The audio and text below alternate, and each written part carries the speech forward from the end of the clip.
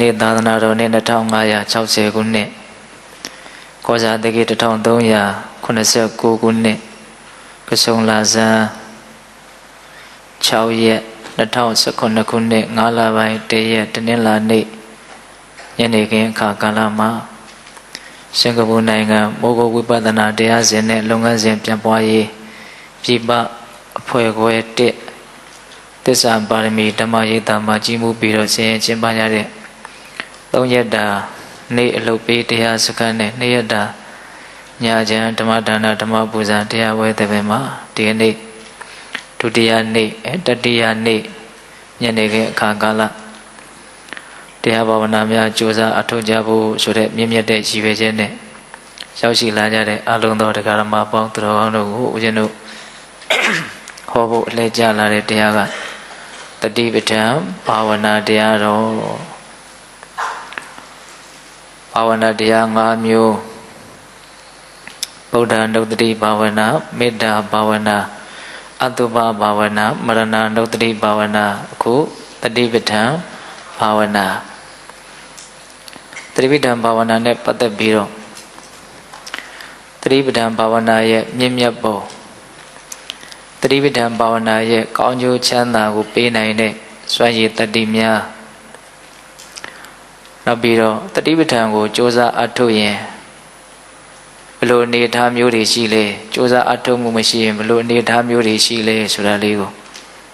ဦးဇင်းတို့ပြောဖို့စီစဉ်ထားပါတယ်နော်အဲ့တော့တတိပဋ္ဌာန်ဘာဝနာဆိုတဲ့ဒီစကားလုံးလေးကိုအရင်စီစစ်ကြည့်ပေါ့တတိပဋ္ဌာန်ဘာဝနာ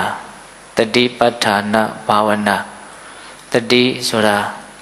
မိမိခန္ဓာမှာထင်ရှားဖြစ်ပေါ်နေတဲ့သဘာဝတရားတွေရဲ့ပုံမှာမှန်မှန်ကန်ကန်အောက်မေ့အမှတ်ရနေတဲ့သဘောပဋ္ဌာနာဆိုတာခိုင်မြဲအောင်ကြိုးစားအထောက်ခြင်းဘာဝနာဆိုတာထက်ခါဖြစ်အောင်အထောက်တာကိုယ့်ရဲ့ခန္ဓာမှာဖြစ်เสียအကြောင်းရှိလို့ဒလဇက်ဖြစ်ပေါ်နေတဲ့ဒီသဘာဝတရားတွေကိုဖြစ်တိုင်းအပူအလိုမရှိဘယ်လိုက်မှုမရှိဘဲနဲ့ဖြည့်ဆွက်ချက်လည်းမလုပ်နှုတ်ပယ်ချက်လည်းမလုပ်ဘဲနဲ့ဖြစ်နေတဲ့အတိုင်းလေးမှန်မှန်ကန်ကန်အောက်မေ့ပြီးတော့နေတဲ့ဒီတတိထားတဲ့ဒီလုပ်ငန်းစဉ်ကိုထက်ခါဖြစ်အောင်ကြိုးစားတာဒါကိုတတိပဋ္ဌာန်ဘာဝနာအလုံးနားလည်ကြပြီးသားပါဟုတ်လားအဲ့တော့ဦးဇင်းတို့ဒီတတိပဋ္ဌာန်တရားကသိထားကြတဲ့အတိုင်းရုပ်ကာယတွေရဲ့အပေါ်မှာသတိထားမယ်ဆိုရင်ကာယ ानु ပတ္တနာသတိပဋ္ဌာန်ခံစားချက်ဝေဒနာတွေရဲ့အပေါ်မှာသတိထားမိမယ်ဆိုရင်ဝေဒနာ ानु ပတ္တနာသတိပဋ္ဌာန်စိတ်တွေရဲ့အပေါ်မှာသတိထားမိမယ်ဆိုရင်စိတ်ဓာ ानु ပတ္တနာသတိပဋ္ဌာန်ဓမ္မတဘာဝတွေရဲ့အပေါ်မှာသတိထားမိမယ်ဆိုလို့ရှိရင်ဓမ္မ ानु ပတ္တနာသတိပဋ္ဌာန်ဒီခန္ဓာမှာဖြစ်ပေါ်နေတာကကာယဝေဒနာစိတ်ဓာမ္မဆိုတဲ့ဒီတဘာဝတရားတွေပဲဖြစ်ပေါ်နေတဲ့ဒီသဘာဝတရားတွေကိုဖြစ်ပေါ်တိုင်းသတိထားပြီးတော့နေလိုက်ဖို့ပါပဲတော့လူရင်မှတ်ရမှာကဒါပါပဲဟုတ်လားဘာပဲဖြစ်တိုင်းသိနေအောင်ကြိုးစားကြရမယ်ဒီကြိုးစားအထောက်မှုကအလေးအကျင့်မရှိတဲ့အတွက်ကြောင့်ခက်ခဲမှုရှိနိုင်ပါတယ်များသောအားဖြင့်တရားဓမ္မတို့ဦးဇင်းတို့တွေကဘဝမှာဘယ်လိုနေကြတာတော့ဆိုတော့ဖြစ်နေတာတွေကိုသိပြီးတော့နေတာမဟုတ်ဘလို့နေတာတော့ဆိုတော့တွေးနေတာတော့အမြဲတမ်းဘာလို့နေတော့တွေးနေကြတာအဲ့ဒီတွေးနေတာတွေကဘာတွေတွေးတာတော့ဖြစ်ခဲ့တာတွေနဲ့ပတ်သက်ပြီးတော့တွေးမယ်မဖြစ်သေးတာတွေနဲ့ဖြစ်နိုင်ခြေရှိတာတွေနဲ့ပတ်သက်ပြီးတော့တွေးမယ်ဟုတ်လားဖြစ်ချင်တာတွေနဲ့ပတ်သက်ပြီးတော့တွေးမယ်မဖြစ်ချင်တာတွေနဲ့ပတ်သက်ပြီးတော့တွေးမယ်ဒါပဲဒီလိုပဲနေနေတာအဲ့ဒါကိုဘယ်လိုခေါ်တော့မေရောပေါ့ဆာဖြစ်တယ်လို့နေတယ်လို့ဒီလိုပြောတာအဲ့ဒါလိုနေတဲ့အခါကျတော့ဘာကရုဆိုင်မှုမှ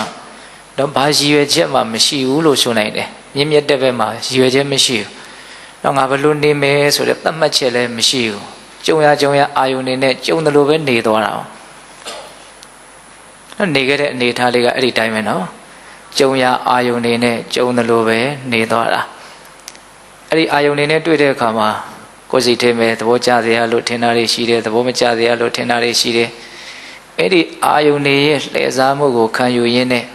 အာယုန်တွေကျိုးဆွဲတာကိုပဲကာပြီးတော့ကိုယ်စွမ်းနဲ့နေလိုက်တာမျိုးမဟုတ်ဘူး နော်အာယုန်တွေရဲ့ဆွဲငင်မှုကိုလိုက်ပြီးတော့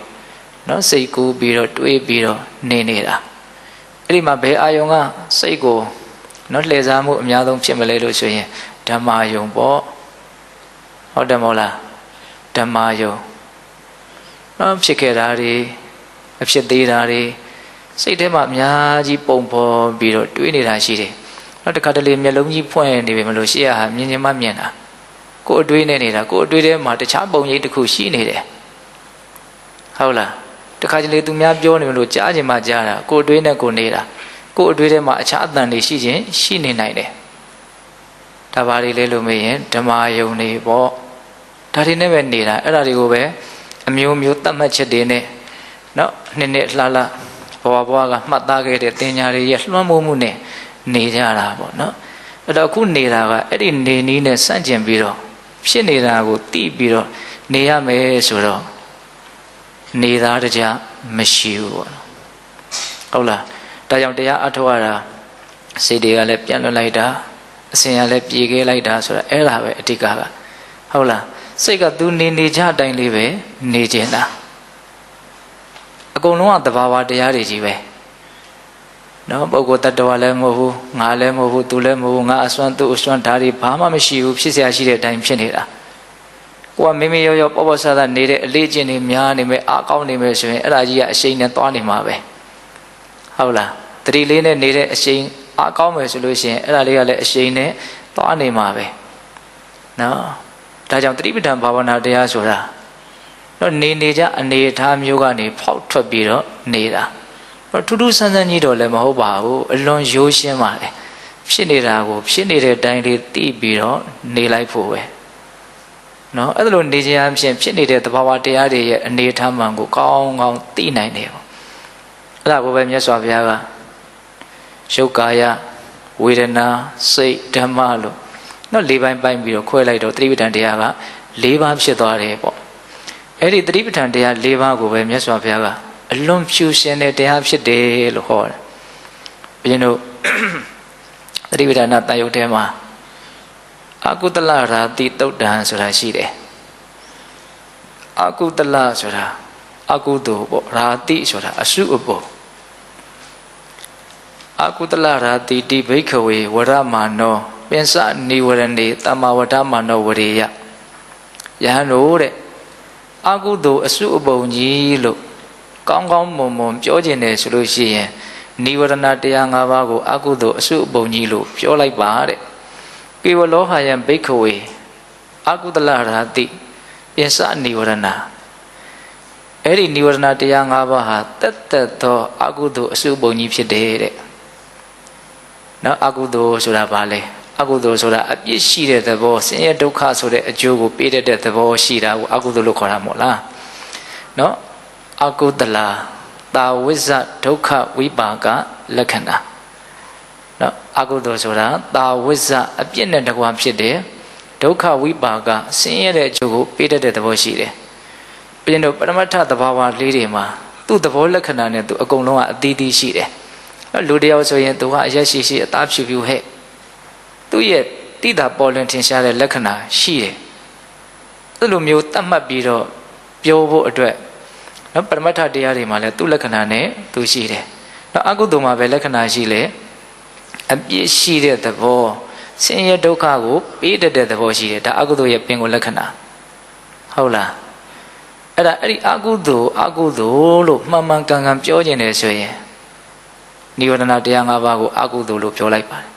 နိဝရဏတရား၅ပါးဟာတက်တက်ဘာကောင်းမှုမှမရောတဲ့တက်တက်အကုသိုလ်ရဲ့အစုအပုံဖြစ်တယ်တဲ့အကုသလရာတိအဲ့ဒါကိုပြောတာဒါနိဝရဏတရား၅ပါးကိုပေတတ်တို့အလုံးမှတ်သားဖို့ပါတယ်နောက်ကာမိသန္တာနိဝရဏနောက်ကာမဂုဏ်အာယုန်ရဲ့ပုံမှာနောက်လိုလားတောင့်တမှုသန္တာနဲ့နောက်တွေးကြံနေတဲ့သဘောမျိုးနောက်လောဘဓာတ်အဓိကပြဋ္ဌာန်းတဲ့အလိုသန္တာအဲ့ဒါကိုကာမိသန္တာသူဟာအကုသိုလ်တက်ပဲတဲ့အပြစ်ရှိတယ်ဆင်းရဲတဲ့အကျိုးကိုပေးတယ်နောက်အပြစ်ရှိတယ်ဆိုတာဘာပြောတာတော့နောက်အပြစ်ဆိုတာဘာပြောတာတော့အပြစ်ဆိုတာမိမိသူတစ်ပါးနှစ်ဦးသားကိုထိခိုက်စေတယ်ဆိုရင်အဲ့ဒါအပြစ်ပဲဟုတ်လားအဲ့တော့ဒီကာမိသန္တာဆိုတဲ့လောဘမှာမိမိသူတစ်ပါးကိုထိခိုက်စေတဲ့နော်ဆိုးတဲ့အစွမ်းရှိတယ် ဒါတော့မြင်အောင်ကြည့်တတ်ဖို့တော့လိုတယ်နော်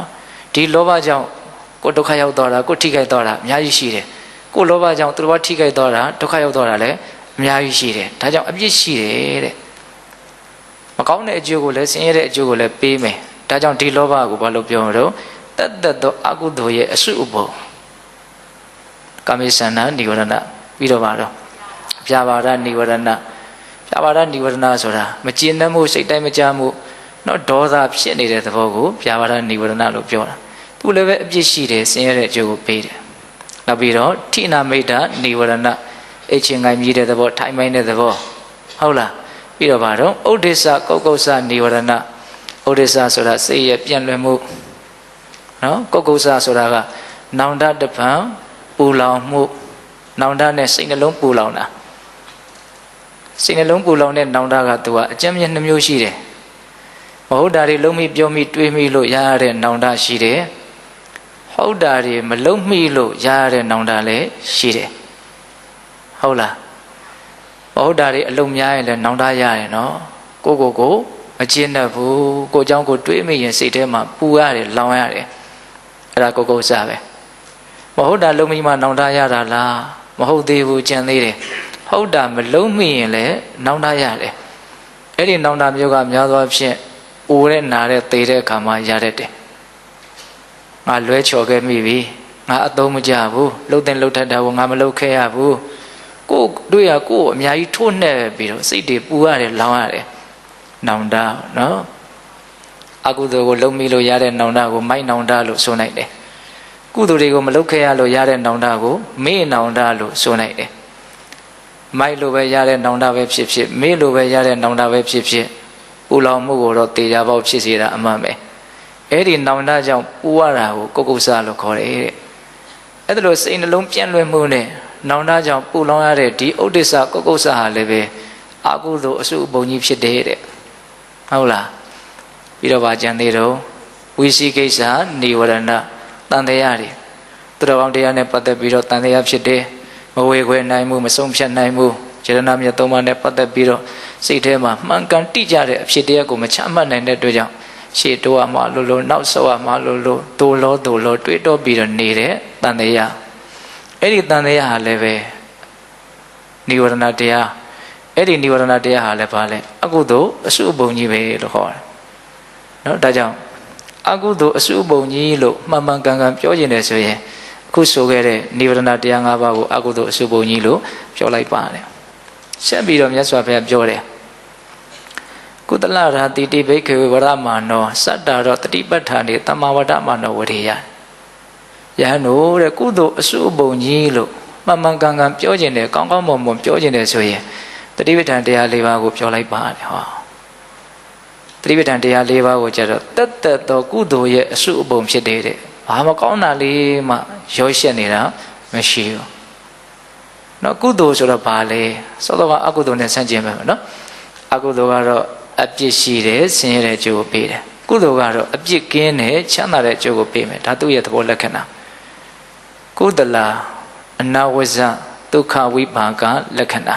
ဟုတ်လားကုသိုလ်ဆိုတာအနဝဇ္ဇအပြစ်ကင်းတယ်ကိုယ်လည်းမထိခိုက်စေဘူးသူများလည်းမထိခိုက်စေဘူးဒုက္ခဝိပါကကောင်းကျိုးချမ်းသာကိုဖြစ်စေတတ်တယ်ဒါကြောင့်ကုသိုလ်ဆိုတာအလွန်တရာမှဖြစ်စေတဲ့သဘာဝတရားနော်အဲ့ဒီကုသိုလ်ကောင်းမှုဆိုတဲ့အစုအပုံကြီးလို့ကောင်းကောင်းမွန်မွန်ပြောရင်လည်းဆိုရင်ဘာကိုပြောရမလဲတတိပဋ္ဌာန်တရား၄ပါးကိုပြောရမယ်တဲ့တတိပဋ္ဌာန်တရားနဲ့ပတ်သက်ပြီးတော့ဒါကအလုံးမအာရကျင့်တတ်စရာကောင်းတဲ့ဟောပြောချက်ပေါ့နော်ဒီတော့မိမိခန္ဓာမှာဘာပဲဖြစ်ဖြစ်တတိထားလိုက်မိတယ်ဆိုရင်အဲ့ဒီတတိထားလိုက်မိတဲ့အခိုက်အတန့်လေးမှာအလွန်တန်ရှင်းစင်ကြယ်တဲ့ကုသိုလ်ကောင်းမှုတက်ကလေးဖြစ်သွားတယ်ဟောတခါတလေကုသိုလ်လုပ်ရင်းနဲ့အကုသိုလ်တွေရောတာမျိုးနော်စိတ်ညစ်စရာစိတ်ရှုပ်စရာတွေကြုံရတာမျိုးနော်တခြားသောကုသိုလ်တွေမှာတခါတလေရှိတတ်တယ်ဟုတ်ရဲ့လားဒီတတိထားတဲ့လုပ်ငန်းစဉ်ကတော့ဘာအကုသိုလ်မှရောစရာအကြောင်းမရှိဘူးနော်အလုံးဖြူရှင်းတယ်အလွန်တန်ရှင်းတယ်တတိထားလိုက်ခြင်းကိုကအပြစ်ကင်းသွားပြီ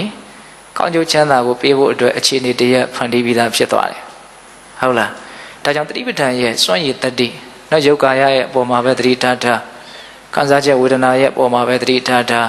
နော်စိတ်တွေရဲ့အပေါ်ဓမ္မတွေရဲ့အပေါ်မှာပဲတတိထားထားတတိထားတဲ့နယ်ပယ်ကတော့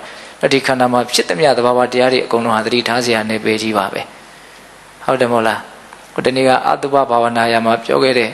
နော်ဇံမေမွေးခြင်းခြေတိလက်တိအစရှိတဲ့32ခုထာတာဟာလည်းပဲတတိထားတွေကနယ်ပယ်တစ်ခုပဲနော်သူ့ကိုလည်းပဲကာယကတတတိဆိုပြီးတော့နယ်ပယ်တစ်ခုအနေနဲ့မြတ်စွာဘုရားသတ်မှတ်ပေးတာနော်အဲ့ဒါပြောရင်ကတတိပဋ္ဌာန်တရားသည်ကုသိုလ်ကောင်းမှုတက်တက်ဖြစ်တယ်ဆိုတာလေးကိုစိတ်ထဲမှာစွဲစေခြင်းတာဟုတ်လားဆက်ပြီးတော့ဥစဉ်ဘာပြောမလို့နော်ပေတတို့အလွန်နားယူဝနေတဲ့တတိပဋ္ဌာန်တရားရဲ့ဂုဏ်ကျေးဇူးအဲ့ဒါကိုပြောမယ်အဲ့ဒါစိတ်ထဲမှာစွဲနေစေခြင်းတယ်တတိပဋ္ဌာန်တရားရဲ့ဂုဏ်ကျေးဇူးကိုစိတ်ထဲမှာစွဲနေခြင်းအဖြစ်အာအကျိုးကျေးဇူးရှိတော့အမှတ်ရလိုက်တဲ့အမှတ်ရလိုက်တိုင်းတတိပဋ္ဌာန်တရားကလွယ်လို့တခြားအကိုရာမရှိဘူးဆိုတဲ့အတွေးမှန်အမြင်မှန်ကိုရနိုင်တယ်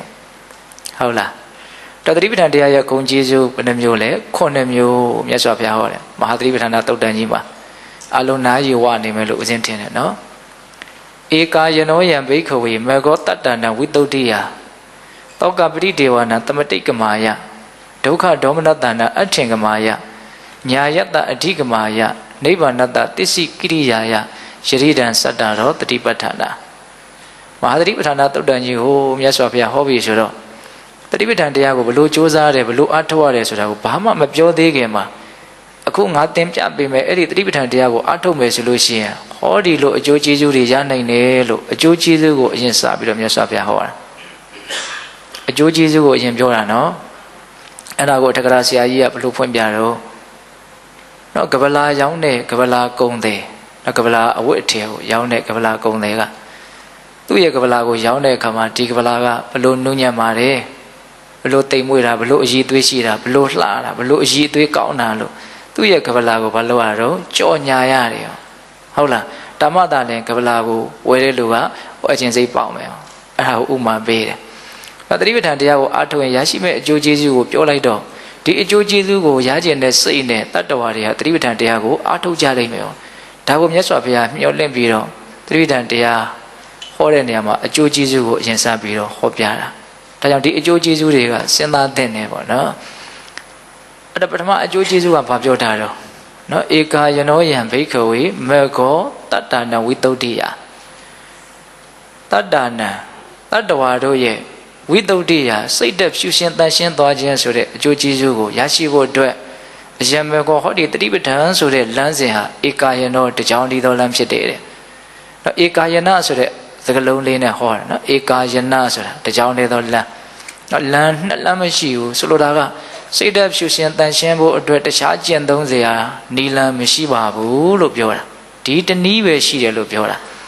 ပစစ်မှန်တဲ့တရားအထုတ်ခြင်းမှန်သမျှသည်တတိပဋ္ဌာန်ဘာဝနာတွေကိုအကျုံးဝင်တာကြီးပဲအကုန်လုံးဟာတတိပဋ္ဌာန်နေကြီးပဲတကယ်တမ်းကသဘောပေါက်ရလားဘယ်တရားအထုတ်နည်းပဲဖြစ်ဖြစ်တတိပဋ္ဌာန်ပဲတတိပဋ္ဌာန်နဲ့အကျုံးမဝင်မှုဆိုရင်လည်းပဲအဲ့ဒါတရားအထုတ်နည်းစစ်မှန်တဲ့နည်းမဟုတ်သဘောပေါက်ရလားအေးဒါကြောင့်မြတ်စွာဘုရားကတတ္တဝါတို့ရဲ့စိတ်သက်ဖြူရှင်တန်ရှင်းသွားဖို့အတွက်ဟောဒီတတိပဋ္ဌာန်ဆိုတဲ့လမ်းကြောင်းဟာရှောက်လှမ်းရမယ့်တကြောင်တည်းသောလမ်းဖြစ်တယ်လို့ပြောတာအဲ့တော့ဆိုလိုတာကတတိပဋ္ဌာန်တရားကိုအားထုတ်ရင်စိတ်သက်ဖြူရှင်တန်ရှင်းသွားမယ်လို့ပြောတာပဲစိတ်သက်ဖြူရှင်တန်ရှင်းခြင်းဆိုတဲ့အကျိုးကျေးဇူးကအလွန်ပဲမောစရာကောင်းတဲ့အကျိုးကျေးဇူးလို့ထင်ပါတယ်နော်အပေါ်ယံပဲတွေးတွေးလေးလေးနက်နက်ပဲတွေးတွေး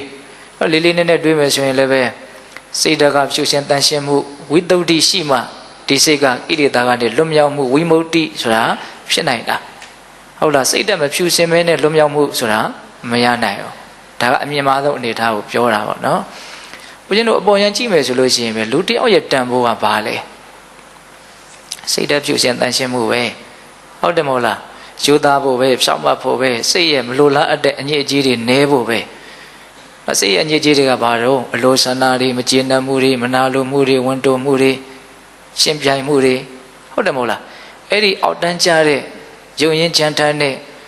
စိတ်ဓာတ်တွေရှိနေတယ်ဆိုလေအဲ့ဒီပုဂ္ဂိုလ်ရဲ့တန်ဖိုးမဲလေလေပဲဟုတ်တယ်မဟုတ်လားစဉ်းစားကြည့်နော်အဲ့တော့တကယ်လူတွေတယောက်တယောက်တန်ဖိုးထားတယ်ကိုတန်ဖိုးထားတယ်ဆိုတဲ့နေရာမှာလည်းပဲစိတ်ဓာတ်ဖြူရှင်တန်ရှင်းလေလေတန်ဖိုးထားနိုင်လေလေပဲကိုလည်းအဲ့ဒီအတိုင်းပဲ ကိုယ်စိတ်တကြီးအလဲညစ်ပတ်နေရဆိုရင်သိပ်ပြီးတော့မကြိုက်ဘူးတွေးမိရင်မကြိုက်ဘူးတော့သူများကဘယ်လိုလဲမကြိုက်ဘူးနော်လောဘသိကြီးတယ်လူသားတယောက်အနေနဲ့လောဘကတော့ရှိကြတာပေါ့သို့တော့ရှိတဲ့ရှိလိုက်တဲ့လောဘတွေပိုကြီးလာပြီလောဘကြီးကတော်တော်ကိုပဲတိတာထင်ရှားနေပြီဆိုရင်ဘယ်လိုဖြစ်သွားတာမုန်းသွားတယ်ဗျဟုတ်တယ်နော်အဲ့လိုပဲဦးဇင်းတို့ဒေါသပါမဟုတ်ဘဲနဲ့ပဲစိတ်ဒုံနေတယ်အမြဲတမ်းစိတ်ဒုံနေတယ်ဆိုရင်ဘာဖြစ်တော့မကြိုက်ဘူးအဲ့ဒီဥစ္စာအဲ့တော့ကိုယ်ကလည်းစဉ်းစားပေါ့သူများရဲ့စိတ်ဓာတ်ကြီးအောက်တန်းကြတယ်အဲ့လိုကြမ်းတမ်းယုံရင်းနဲ့ဆိုရင်မကြိုက်တယ်လို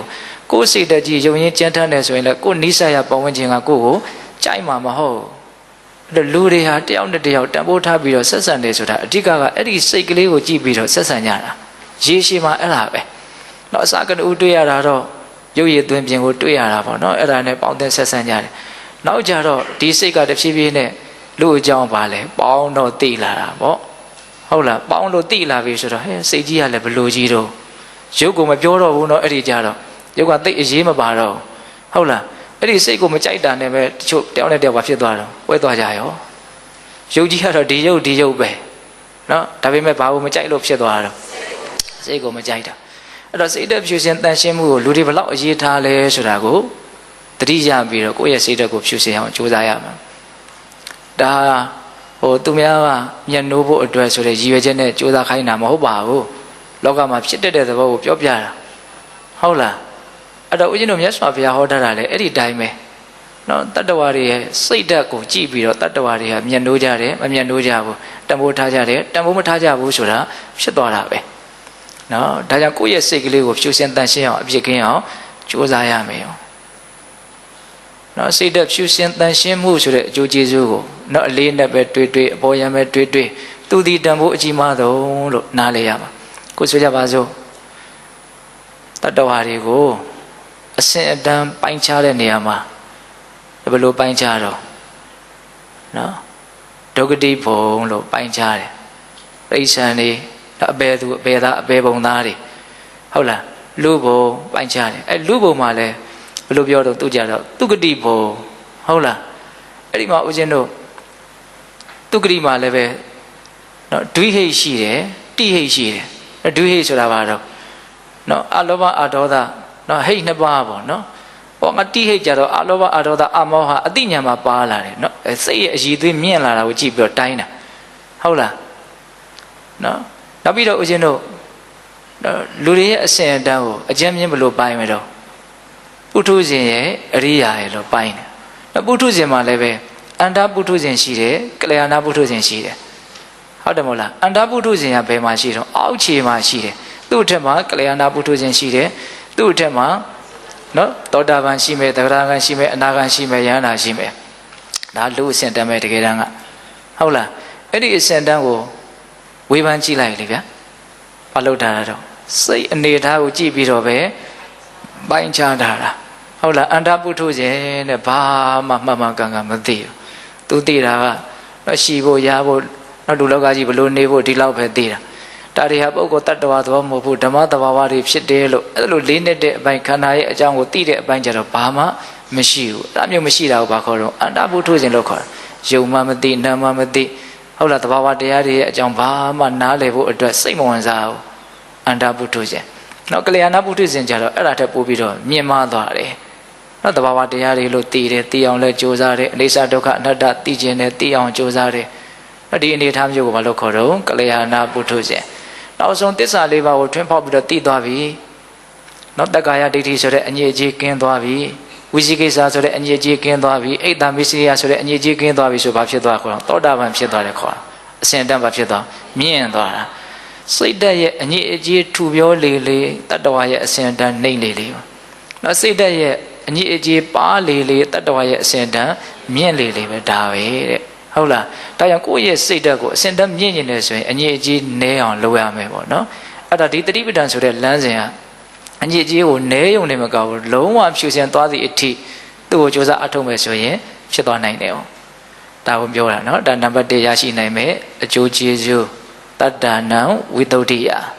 တတ္တဝါတို့ရဲ့စိတ်ကိုဖြူစင်တန့်ရှင်းသွားစေလိမ့်မယ်လို့ဟောတာနောက်ဦးဇင်းတို့ဆက်ပြောမယ်ပါတယ်တော့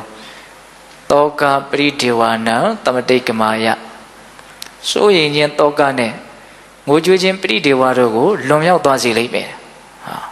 သတိပဋ္ဌာန်တရားကိုအားထုတ်လို့ရှိရင်စိုးရင်စရာနဲ့တွေ့လဲမစိုးရင်မှုငိုကြွေးစရာနဲ့တွေ့လဲမကွန်ကြွေးဘူးလို့ဆိုတဲ့အလွန်ရင့်ကျက်တဲ့အနေအထားကိုရှောက်သွားနိုင်တယ်ခုဒီကရမတို့ဦးဇင်းတို့တွေမှာအဲ့ဒီလိုရင့်ကျက်တဲ့အရည်အသွေးကမရသေးဘူးကိုယ့်အခြေအနေမှာဟောလဲကိုနားလဲဖို့လိုတယ်နော်ခုအားလုံးဒါဦးဇင်းတို့လည်းပါဝင်ပဲစိုးရင်စရာတွေ့ရင်စိုးရင်အောင်မယ်ငိုစရာတွေ့ရင်ငိုရအောင်မယ်ဒါမနေ့ပြန်ဆိုဦးဇင်းဆေးစစ်မှာပဲစိုးရင်စရာပဲတွေ့မလားငိုစရာပဲတွေ့မလားတော့မသိဘူးပေါ့နော်ဒါပဲလေဟုတ်လားကိုယ်ခန္ဓာပေါ်မမောမှုတွေ့တာမှုမကင်းသေးသေးမြတ်တခုခုမြန်ဖြစ်လိမ့်မလားဆိုတဲ့စိုးရိမ်မှုကမရှိဘူးလားစဉ်းစားနော်ဒါကြီးကခက်တာကဘယ်တော့မှနော်မပြည့်စည်ပါဘူးအမြဲတမ်းအကောင်းကြီးတိုင်းအမာကြီးတိုင်းအမြဲတမ်းကြီးရှိနေမှာမဟုတ်တစ်ချိန်ကျရင် तू ကဖြစ်ကိုဖြစ်မှာပဲဟုတ်တယ်မဟုတ်လားမဖြစ်သေးတာပဲရှိတယ်ဖြစ်ကိုဖြစ်မှာဒါကြောင့်မနက်ကတော့ဦးဇင်းကသေခြင်းတရားကြောင့်စဉ်းစားရင်းနဲ့အော်ငါပြောစရာတခုကြံသွားတယ်နော်ဆိုရပါစို့တချို့သေခါနေ့မှာအရင်ကြောက်ကြတယ်မကြောက်ပါနဲ့ဒီတစ်ခါသေလိုက်ရင်ဒီဘဝတည်းနောက်ထပ်တစ်ခါထပ်သေရမလို့တော့ဘူးလို့ဟုတ်တယ်မဟုတ်လားဟုတ်တယ်မဟုတ်လားမသေရဘူးဆိုဒီတာဝန်ကမပြီးသေးဘူးပြီးရင်သေရမှာပဲလေအဲ့တော့သေသွားတဲ့လူကဒီဘဝအတွက်သူတာဝန်ကြီးသွားပြီမသေရသေးတဲ့လူကတာဝန်မကြီးသေးဘူးအဲ့တော့စိတ်ထဲဘယ်လိုစဉ်းစားဆိုအော် तू ကအကျွေးများနဲ့လည်းတော်တော်တူပါလားဒီဘဝအတွက်မဖြစ်မနေဆက်ရမယ်အကျွေးသေခြင်းနဲ့ဆက်လူတွေကအကျွေးဆိုရင်တော့ဆက်ပြီးသားအော်သူတို့ကတော်တော်ကောင်းသွားပြီလို့ပြောကြတယ်နော်သူတို့အကျွေးတွေကြီးသွားပြီငါတို့ကတော့အကျွေးတွေမကြီးသေးဘူးဆိုရင်ဘယ်လိုဖြစ်ချင်တော့အကျွေးကြီးတယ်လို့ဖြစ်ချင်တယ်နော်အဲ့ဒါကြတော့ဟုတ်တယ်မဟုတ်လားဒုက္ခအေးသွားတာပေါ့လို့အောက်မေ့တာပေါ့လေဟောဒါအကျွေးနဲ့ပတ်သက်ပြီးတော့ပြောတာပါအဲ့လိုပဲမသေးရဘူးမသေးရသေးဘူးဆိုရင်မသေးရတော့ဘူးမှမဟုတ်ဘဲကိုမသေးရသေးတာပဲရှိတာမသေးသေးဘူးဘာလို့မှသေအောင်မှာပဲဟုတ်လားတဘောတစ်ခါတော့သေရမှာဖြစ်တဲ့အတွက်ကြောင့်တော့ကြောက်နေလဲပဲအပူပဲဆိုတဲ့အတွေ့မျိုးမတွေ့သင့်ဘူးလားတွေ့သင့်တယ်အခုလည်းပဲဦးဇင်းတို့တော့စိုးရိမ်မှုငိုကြွေးမှုရဲ့အကြောင်းတရားကဘာလဲပျက်စီးခြင်းပဲအဲ့တော့ပျက်စီးခြင်းဆိုတဲ့အဖြေကအလွန်အပေါ်ယံဆန်တဲ့အဖြေပဲဒါလူတိုင်းအပေါ်ယံကြည့်ပြီးတော့ဖြေတဲ့အဖြေတော့တခုခုကျမကြီးပျက်စီးတယ်စေဝါကြီးပျက်စီးတယ်တော့ဆွေမျိုးတိုင်းဝိုင်းနေပျက်စီးတယ်နောက်ဆုံးဘဝပျက်စီးမယ်ဒီအနေထားတွေကဘာလဲစိုးရင်စရာငိုကြွေးစရာအနေထားပါအဲ့တော့ပျက်စီးလို့စိုးရင်ရတယ်ငိုရတယ်ဆိုတဲ့အဖြေကလိုလားအပ်တဲ့အဖြေလားစဉ်းစားကြည့်ပျက်စီးလို့စိုးရင်ရတယ်ငိုရတယ်ဆိုရင်တော့စိုးရင်ချင်းငိုကြွေးခြင်းကလွတ်မြောက်စရာအကြောင်းမရှိဘူးဘာလို့ပျက်စီးမှုကတေချာတော့တွေ့မှာကာကွယ်လို့လည်းမရဟုတ်တယ်မဟုတ်လားအဲ့တော့ဘာကြောင့်စိုးရင်ရတာတုံးဘာကြောင့်ငိုကြွေးရတာတုံးဆိုတဲ့တော့အဖြေမှန်ကိုထုတ်မယ်ဆိုလို့ရှိရင်အဲ့ဒီပျက်စီးမဲ့အရာတွေရဲ့ပုံမှာဆွဲမဲ့မှုမကင်းလို့စိုးရင်ရတာငိုကြတာအဲ့ဒီအဖြေမှန်ကိုတတိမြင်နိုင်မှုလိုတယ်ဒါပေမဲ့လူတော်တော်များများကပျက်စီးခြင်းကိုပဲစိုးရင်ခြင်းကိုကြွေးခြင်းရဲ့အကြောင်းတရားလို့ထင်ကြတာတကယ်ကဆွဲမဲ့ခြင်းကစိုးရင်ခြင်းကိုကြွေးခြင်းရဲ့အကြောင်းတရားပဲဆွဲမဲ့မှုသာမရှိဘူးဆိုတော့သူဘလောက်ပဲပျက်စီးနေစိုးရင်စရာငိုစရာအကြောင်းမရှိဘူးတော့အဖြေကတော့အလွန်ရှင်းတယ်နော်ဒါကြောင့်ပိဿပေါင်းသူတော်ကောင်းတို့တတိပဋ္ဌာန်တရားကဘာကြောင့်စိုးရင်မှုငိုကြွေးမှုကိုကြော်လွှားသွားနိုင်တာတုံးလွန်မြောက်သွားနိုင်တာတုံးလို့မေးရင်အဲ့ဒီစိုးရင်ခြင်းငိုကြွေးခြင်းရဲ့အကြောင်းဖြစ်တဲ့ဆွဲမဲ့မှုကိုတဖြည်းဖြည်းလျှော့ချနိုင်တဲ့အတွက်ကြောင့်စိုးရင်မှုငိုကြွေးမှုကိုသူဟာကြော်လွှားသွားစေနိုင်တာအဖြေမှန်ကိုမြင်အောင်ကြည့်ဖို့လိုတယ်ဟုတ်လားအဲ့တော့ဘာလို့ဒီဆွဲမဲ့မှုကိုလျှော့ချနိုင်တာတုံးဆိုတော့တတိပဋ္ဌာန်တရားကိုပွားများခြင်းအပြင်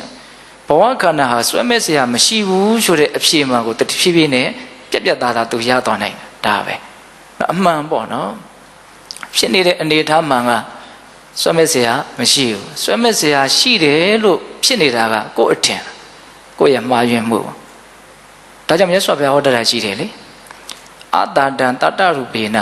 ပိယရူပေနအပိယဒုက္ခံဒုက္ခတရူပေနပမတ္တမတိဝတ္တတိအဓိပ္ပာယ်ကဘာပြောတော့အတ္တတံတတ္တရူပေနตายาစာမဟုတ်တဲ့လောကကြီးကตายာစရာလိုနဲ့နော်ပိယရူပေနအပိယချစ်စရာမဟုတ်တဲ့လောကကြီးကချစ်စရာလိုနဲ့နော်ဒုက္ခံဒုက္ခတရူပေနနော်ဆင်းရဲတဲ့လောကကြီးကချမ်းသာလိုနဲ့ပမတ္တမတိဝတ္တတိ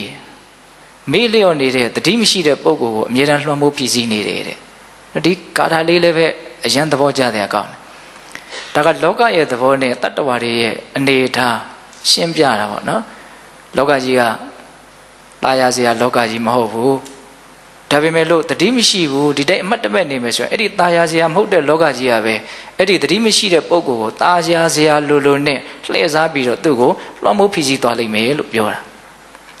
ာလောကကြီးမှာတကယ်တမ်းကချစ်ခင်နှစ်သက်မြတ်လို့စရာမရှိဘူးတဲ့ဒါပေမဲ့တတိမရှိဘူးဆိုရင်လည်းအဲ့ဒီချစ်ခင်နှစ်သက်မြတ်လို့စရာမဟုတ်တဲ့လောကကြီးကပဲတတိမရှိတဲ့ပုဂ္ဂိုလ်ရဲ့စိတ်ထဲမှာတော့ချစ်ခင်နှစ်သက်မြတ်လို့စရာအပြည့်လို့သူထင်နေလိမ့်မယ်ဟုတ်လားတကယ်တမ်းကလောကရဲ့သဘောကဆင်းရဲဒုက္ခရဲ့အစုအပုံပဲသို့တော့ကိုယ်တတိထားပြီးတော့မကြည့်နိုင်ဘူးဆိုရင်အဲ့ဒီဆင်းရဲတဲ့လောကကြီးကပဲသူ့စိတ်ထဲမှာဘလို့ဖြစ်နေတော့ချမ်းသာလို့ဖြစ်နေမယ်တဲ့နော်အတ္တတံတာတရူပေနပိယရူပေနအပိယဒုက္ခဒုက္ခတရူပေနပမတ္တမတိဝတ္တတိအဓိကတော့ချက်စကလုံးကပါလေပမတ္တမတိဝတ္တတိမေ့နေတဲ့လူကိုလွှမ်းမိုးဖိစီးမယ်လို့ပြောတာပြောင်းပြန်လေးပြန်လှန်လိုက်မမေ့တဲ့လူတတိရှိတဲ့လူကိုလွှမ်းမိုးမှုဖိစီးမှုမလုံးနိုင်ဘူးသူ့ရဲ့အနေထားမှန်ကိုသူပြရလိမ့်မယ်ဆိုတဲ့အဓိပ္ပာယ်ဟုတ်လားဒါကြောင့်တတိရှိခြင်းနဲ့မရှိခြင်းရဲ့တော့ထွက်လာမဲ့အဖြေကအယံကွာခြားနေတယ်ဟုတ်လားတတိရှိလို့ရှိရင်လောကရဲ့အမှန်သဘောကိုသူမြင်မယ်တတိမရှိဘူးဆိုရင်လောကကဖြစ်နေတာတစ်မျိုးကိုယ်ကထင်နေတာတစ်မျိုးအဲ့ဒီမှာဆွဲမဲ့မှုဆိုတာဖြစ်လာတာအဲ့ဒီဆွဲမဲ့မှုကြီးရင်ကြီးသလောက်ပျက်စီးပြီဆိုတာနဲ့စိုးရင်တော့မှာပဲငိုတော့မှာပဲဒါပဲဟုတ်လားဒါကြောင့်စိုးရင်ချင်းကိုကြွေးခြင်းဆိုတဲ့လူတိုင်းမလိုလားအပ်တဲ့ဒီအခြေအနေဆိုဟာဘယ်ကနေပေါက်ဖွာလာလဲလို့စီစစ်ကြည့်ဘယ်ကနေပေါက်ဖွာလာတော့ဆွဲမဲ့မှုကနေပြီးတော့ပေါက်ဖွာလာတာအဲ့ဒီဆွဲမဲ့မှုကလည်းဘာကြောင့်ဖြစ်တာတော့တတိမရှိမှုကနေဖြစ်တာပဲဟုတ်တယ်မဟုတ်လားတတိရှိရင်အမှန်သိနိုင်တယ်အမှန်သိရင်ဆွဲမဲ့မှုနည်းနိုင်တယ်ဆွဲမဲ့မှုနည်းရင်သူ့အကျိုးဆက်ဖြစ်တဲ့စိုးရင်မှုကိုကြွေးမှုလည်းနည်းနိုင်တယ်ပေါ့အဲ့လိုလေအကြောင်းအကျိုးခွင်းဆက်ကလေးတော့ချိတ်ဆက်မိအောင်နားလည်ဖို့မလိုဘူးလားလိုတယ်ဒါသတိပဋ္ဌာန်ဘာဝနာရဲ့စွန့်ရည်တတိပေါ့ကိုယ့်ကိုယ်ပဲလှုပ်ယူရမှာနော်ဒီအည်သွေးကဟုတ်လားနောက်ဦးဇင်းတို့၄ခုမြောက်နဲ့၅ခုမြောက်ပြောထားတဲ့အကျိုးကျေးဇူးကဘာလဲတော့ဒုက္ခဒေါမနတန္တအထင်ကမာယတဲ့ဟုတ်လားကိုယ်ဆင်းရဲခြင်းဒုက္ခနဲ့စိတ်ဆင်းရဲခြင်းဒေါမနတတရားတို့ကိုအထင်ကမာဆိုတာချုပ်ငိမ့်သွားတာပြောချုပ်ငိမ့်သွားစေလိမ့်မယ်တဲ့သတိပဋ္ဌာန်တရားကိုအားထုတ်ရင်ကိုယ်ဆင်းရဲခြင်းဒုက္ခနဲ့စိတ်ဆင်းရဲခြင်းဒေါမနတကိုချုပ်ငိမ့်သွားစေလိမ့်မယ်တဲ့ဒါကအမြင့်မားဆုံးအနေထားနဲ့ပြောရမယ်ဆိုလို့ရှိရင်ယန္တာဖြစ်ပြီးဆိုရင်ယန္တာဖြစ်ပြီးဒီအခြားမဲ့ပြိဋိဘံစံသွားပြီးသုတိစိတ်ရဲ့အခြားမဲ့မှာဘာဒုက္ခမှဖြစ်စရာကြောင်းမရှိတော့ဘူးနော်အနာဂံဖြစ်သွားပြီဆိုရင်အနာဂံဖြစ်ပြီးတာနဲ့ဘာဒေါမနတမှဖြစ်စရာကြောင်းမရှိတော့ဘူးနော်ဒေါမနတဝေဒနာလုံးဝချုပ်သွားပြီနော်ဒေါမနတဝေဒနာဆိုတာဒေါသဖြစ်မှသာဖြစ်နိုင်တာကိုအနာဂံဖြစ်သွားပြီဆိုဒေါသကအမြင့်ပြတ်ပယ်လိုက်ပြီကိုဟုတ်လားအေးအဲ့တော့ဒုက္ခဒေါမနတချုပ်တယ်ဆိုတာကအဲ့ဒါအဆုံးစွန်ပေါ့နော်သတိပဋ္ဌာန်တရားကိုအားထုတ်လို့ရှိရင်အဲ့ဒါလိုမျိုးကိုကမဲ့ညံပုံညံနေမရသေးလို့နောက်ဘုဒ္ဓရှင်ဘဝနဲ့ပဲဆက်ပြီးတော့ကျင့်လဲကျက်စားနေရတဲ့အခါမျိုးမှာလည်းပဲသတိပဋ္ဌာန်တရားကိုအားထုတ်ထားရင်အားထုတ်ထားသလောက်အဲ့ဒီဒုက္ခဒေါမနတတွေနေပါသွားစေနိုင်တယ်လို့ဒါကိုလည်းပဲနားလည်ဖို့လိုတယ်မချုပ်ငြိမ်းသေးခင်မှာနေပါသွားစေနိုင်တယ်ဒုက္ခတွေနေသွားနိုင်တယ်ဒေါမနတတွေနေသွားနိုင်တယ်ဒုက္ခပဲပုံပဲနည်းနေနိုင်တော့နောက်တတိထားလို့စိတ်ရဲ့စွမ်းရည်မြင့်လာတာနဲ့မြတ်စိတ်ရဲ့မိရာရုပ်ခန္ဓာကြီးပိုးပြီးတော့အစဉ်ပြေးလာတာတွေရှိတယ်ဒါကြောင့်တချို့ယောဂဝေဒနာတွေတတ်တာသွားတာရှိတယ်စိတ်စွမ်းအားနဲ့စိတ်ရဲ့စွမ်းအားကဘာလဲဆိုတော့ကအညစ်အကြေးနေတဲ့အနေထားကောစားစိတ်ရဲ့စွမ်းအားပါပဲဟုတ်ရဲ့လားစိတ်ရဲ့ကြည်လင်မှုတန်ရှင်းမှုစိတ်ကြည်လင်တန်ရှင်းမှုရှိတဲ့တော့ကြည်လင်တန်ရှင်းတဲ့စိတ်ရဲ့မိရာဒီရုပ်ဟာလည်းအထိုက်အလျောက်ကြည်လင်တန်ရှင်းလာတာတွေရှိတယ်သူတို့နှစ်ခုကနဲ့နဲ့ဆိုင်ဆိုင်ဆက်နေတာနှွဲနေတယ်ဒါကိုနားလည်ဖို့လိုတယ်ဒါကြောင့်တရားအထုတ်လို့တချို့ယောဂပျောက်တယ်ဆိုတာရှိတယ်ဒါအလွန်အံ့ဩစရာကောင်းတဲ့ကိစ္စကြီးလို့အပေါ်ယံကြည့်ရင်တော့ထင်စရာရှိတယ်သို့တော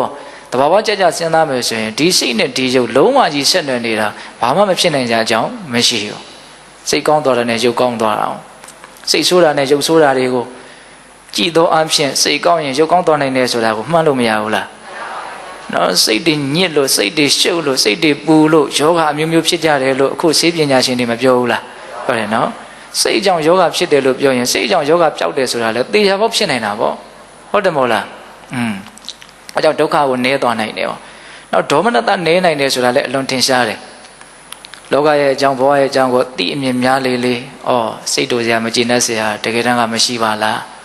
စိတ်တူစရာမကျေနပ်စရာလို့ထင်နေတာကငါကပါလားကွက်ကွက်ပြားပြားမြင်လားနော်အစကနေဥမာတော့